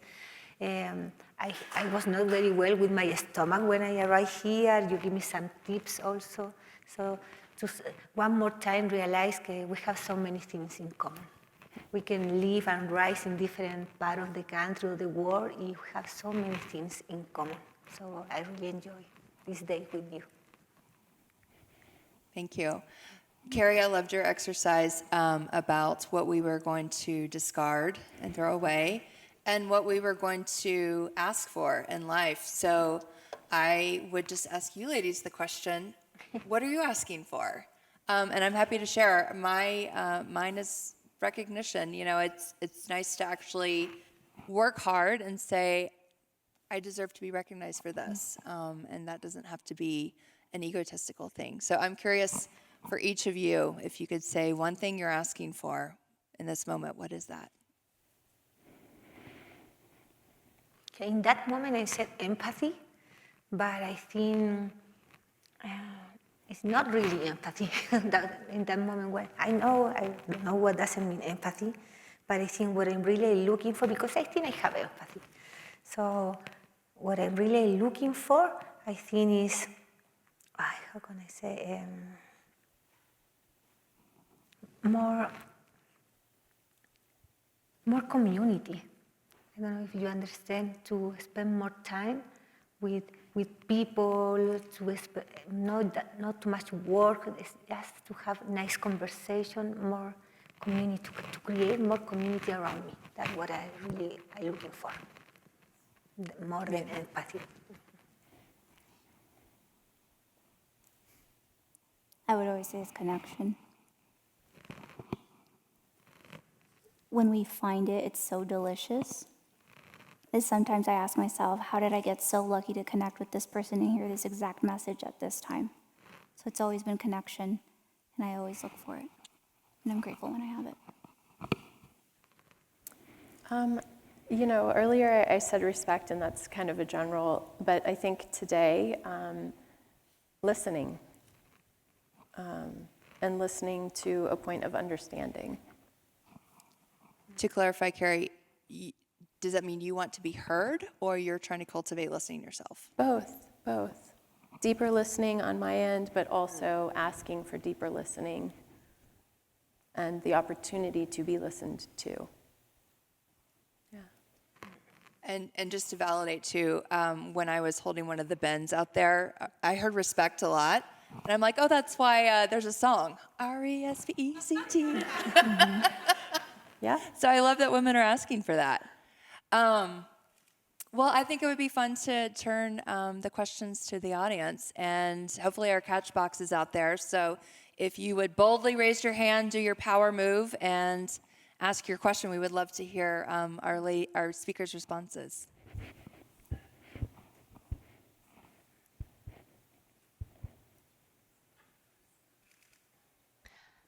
I just want to thank all three of you, actually everyone that's here, for a fantastic day. So you were talking about, Z, you were talking about asking the best questions. And I know meditation, it's like a muscle, and I'm assuming that there's a technique or some way to dive in and get real and ask better questions. So I'd just like for you to share how to go about asking those better questions. Thank you so much for that question. Here's what I've learned in the decade that I've meditated. It's different for everyone. My body has actually given me more questions and answers than this or this. And There's the logical, then there's the felt, like Carrie was explaining earlier, the visceral values that we have. When you're quiet enough, you'll get to hear the whispers that if you don't listen to at whisper, it will become a scream. And that comes from native wisdom. There is a saying that says if you don't hear the whispers, they will become screams.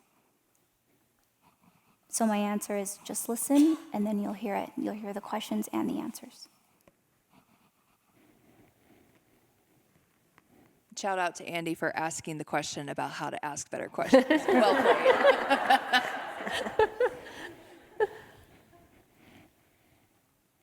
Anyone else? In the back.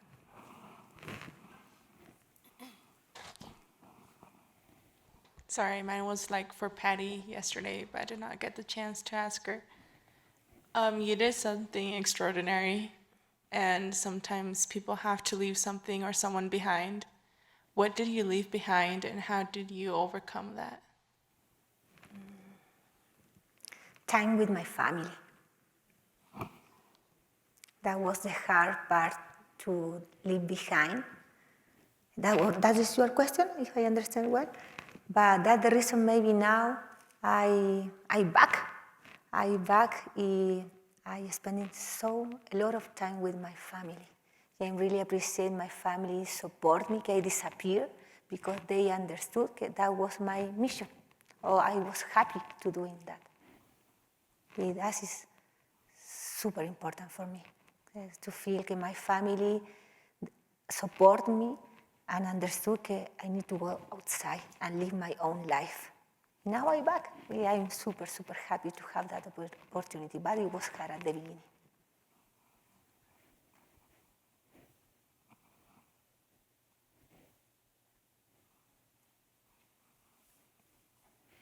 I have a question for Carrie. What are the tools that you use to train intuition? Oh. It's a good one. Yeah, very. I think meditation is a fantastic tool. I think journaling is a fantastic tool. There are lots of different options out there depending on your personality for getting into touch, because also going for a hike in the woods or a mountain, spending time with yourself. But I think probably for me, the basis of that is figuring out a way to turn off the outside voices. Even if you want to return to them later, but to really figure out what is coming from you and what has been coming from outside sources. And some of that takes actually trying to trace back, I believe this, okay, well, where is that coming from? What is the source of that information, whether it's from generational teachings or cultural or societal, and then spending enough time with yourself that you are in touch with your body, because I think all of us here believe that your body sends you signals. It can keep you out of danger, right? When you are in a situation of extremes, safety precautions, heart and mind precautions. So yeah, that would be my answer, to try to really put yourself in a place, in a state of mind where you can kind of quiet that outside influence.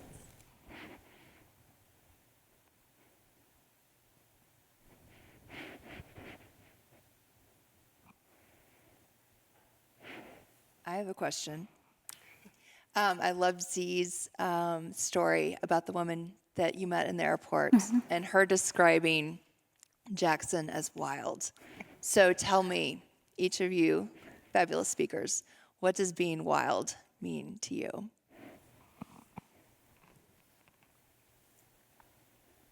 I'm in my underwear. I'm by myself, bra and panties, and I'm snacking on probably what I shouldn't. And I'm watching the show I probably shouldn't, because I have 20 million other things to complete, not to finish, to complete. And I just feel wild doing that. And my hair's a mess. I'm not wearing any makeup. I don't know. I just feel like I'm ready to run through the forest, but I'm running through my living room. That's wild to me. Yeah. Yeah. Modern wild. So I actually talk a little bit about wild in Origin Story because Glennon Doyle's book Untamed really inspired me. I listened to it during the pandemic when I was locked in my apartment for 7 weeks in Madrid. And so when I hear wild, I think of the cheetah and the dirty pink bunny. And if you haven't read it, I suggest it's in the opening of her book that you take a listen, because that wild of being young and uninhibited and in a convertible driving wherever, and the wind going through your hair, and then learning somewhere along the way that that's not ladylike or it's not appropriate, or that, you know, convertibles are dangerous. Yeah, I'm in the process of reclaiming that for sure. Yeah, I don't know if I understand why I translate from in Spanish, so I'm not 100% sure, but what I understand for why, for me, is somebody who breaking rules, you follow your heart. That's my feeling about why. Follow your heart. That's it. Getting back to nature. Yes. Wild is our birthright, right? Any other questions from the audience? Yes, I see one in the back there.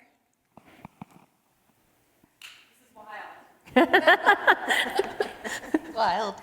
I was wondering how you pick yourself back up after a big obstacle or setback, like a big injury right before you're going on a mountaineering expedition, or maybe you give a presentation that's a flop. I can't imagine that actually happening, but I can't imagine. I mean, my biggest setbacks have been physical for the most part, but I know there's a lot of emotional setbacks. How do you pick yourself back up? That question is just for me. Is that for everyone? Yeah. Open question. No, please. For me, it's not so much of how I pick myself back up, but how many times I pick myself back up. Yeah, I remember hearing the ancient proverb, this Chinese, it says, fall 7, get back up 8. And I was like, whoa, so the ratio is just get back up more than I fall? And I'm like, okay, I got it. Yeah. How? How do you get back out there? Like sometimes after something terrible happens in the world or in the community or personally, and I just want to stay home for a week. Like, how do you get back out there? Personally, when I've had soul-crushing moments in my life, and I've had a good amount of them, hence the growth that Source is giving me, it's literally been asking myself, is this happening to me or for me? It's the mindset, number 1. And then 2, giving myself the space and the capacity to actually feel what I'm feeling. And then once I feel it, I can make sense of it to my own self. So more so, it's aligning my chakras. So I start here first in the logical, then I move into my heart, and then it's like I was explaining to one of the women today earlier, then I can have a full cycle. And when I have a full cycle, then I'm like, all right, I can own my story. Nobody can drag me through it. And I show the world I got back up. That's my process. I think for me, self-care really comes into play in figuring out and knowing yourself and allowing yourself that grieving process, because we have expectations. And then understanding, I think the more clear you can be about that purpose or that why or that community, trying to take the focus off of yourself and onto the audience, the problem that you're trying to solve, the why that you have, that you know is greater than your individual pain or suffering in that moment. Because for me, it usually comes back to there are other reasons why I need to keep going, whether it's my children or thinking about helping other people, changing hearts and minds with storytelling, but that focus on the greater purpose is very helpful to me. Yeah, me too. I think in general I'm a very positive person, so I focus in the things I can do, the things I can change, not in things I can not do anything. Because if I focus in the other one, there's nothing too much I can do, so I prefer to focus in the thing I can do. I keep going in that direction. That's what I do normally.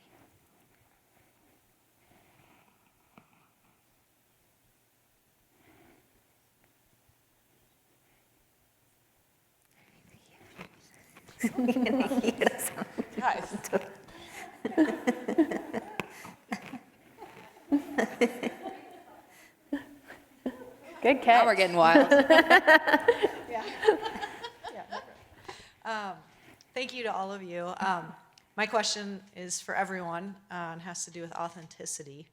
I think all three of you ladies are very unique, and it was very clear to see how you found authenticity, and it really has guided you in your lives, right?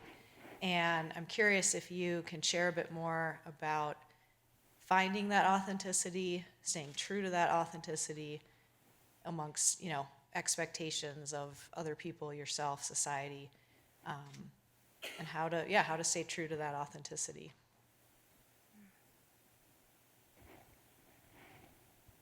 Wow. Okay. I don't know. It's a good question. I don't know if I think I have been all my life like me. Just maybe I learned very early just to be myself. I don't know how to explain how to do it, because I think I learned that very early in my life. Maybe because I saw so many people, maybe how I mentioned yesterday, because I start to climb mountain, I can see after 2, 3, 4 days, everybody cannot keep going with faces, everything change, everything fall apart. Maybe I learned very early to be just myself. Yeah, so I have been myself. Like I'm here now talking with you, I'm everywhere. So I don't know how to teach how to do that. I don't know if you understand. Sorry, it's difficult for me, that question, because I think I have been all my life myself.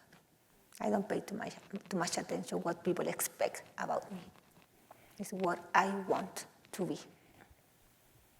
That's what I hear myself. I think for me, I've had a couple of conversations recently about integrity. And it comes, what I realized is that if I'm clear about my values and my boundaries, then I am less conflicted about being my own authentic self.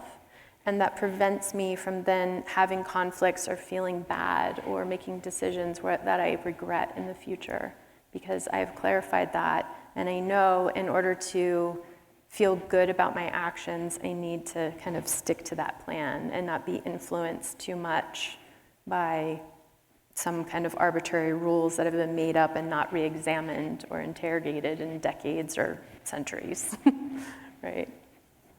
So, yeah. This is what hit me the most. One of my favorite authors is Don Miguel Ruiz, and he's the author of The 4 Agreements. And there's this other really amazing book he wrote called The Mastery of Love. And there's a chapter in the book, The Mastery of Love, and it talks about domestication.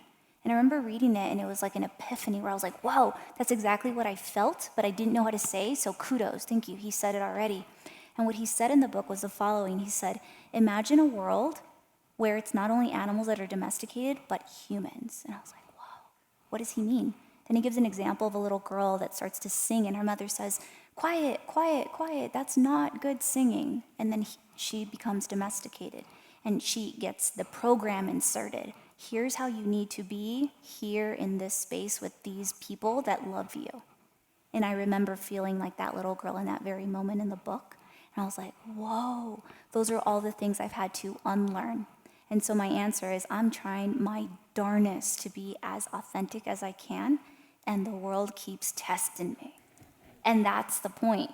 And that's why I laugh, because I could sit here and tell all of you ladies like, oh, I practice all that. Yes, I do, but every day I am tested more than I know. All I know is I know nothing. Yeah.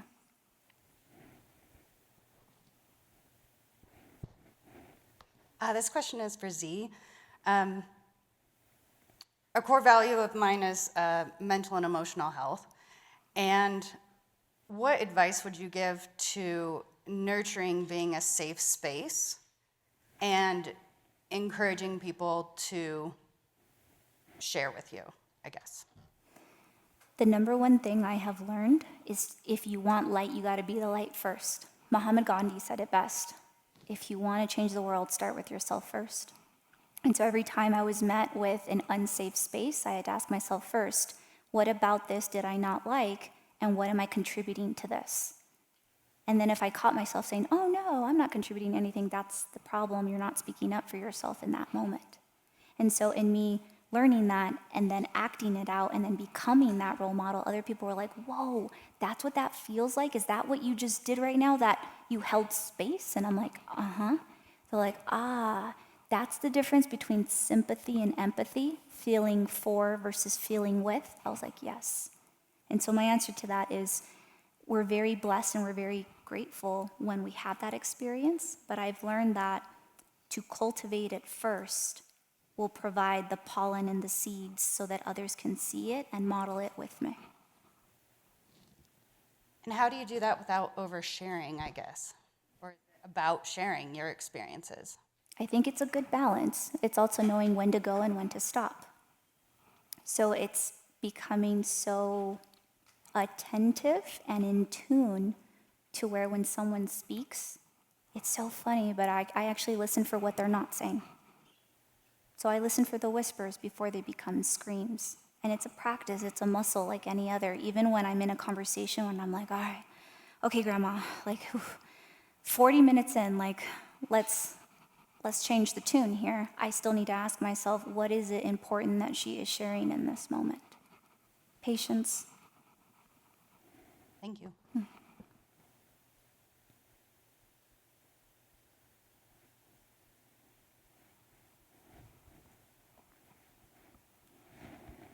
Okay, last call for questions. Is everybody ready? Oh, there we go. Right in the middle. Do it. She can do it. Be wild.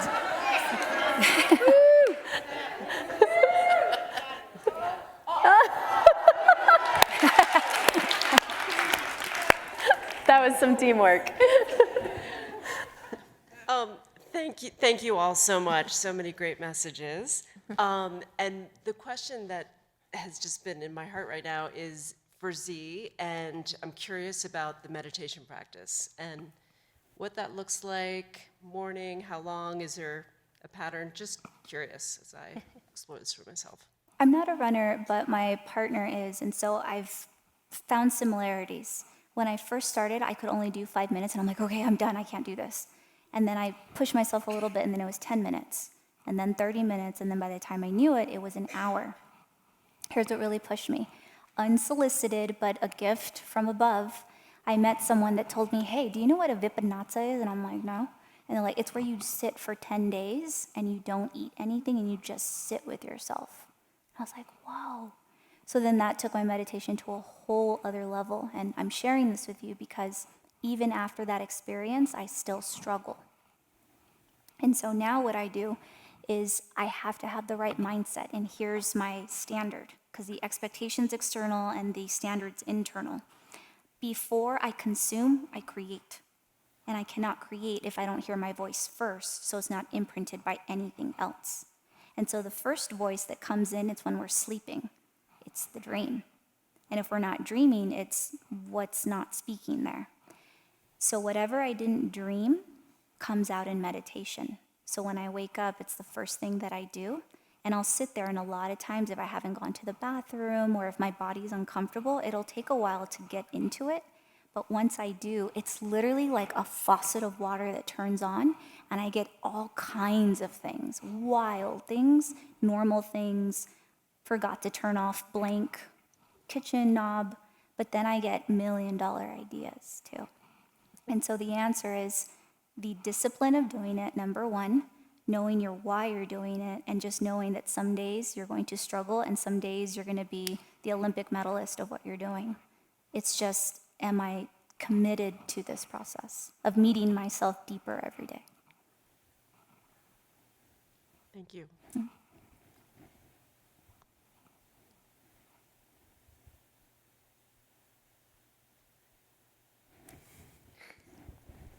The quality of your questions, ladies. The quality of the questions might be dictated by the time on Friday as well. So. Does anybody else have a burning question they would like to ask our speakers?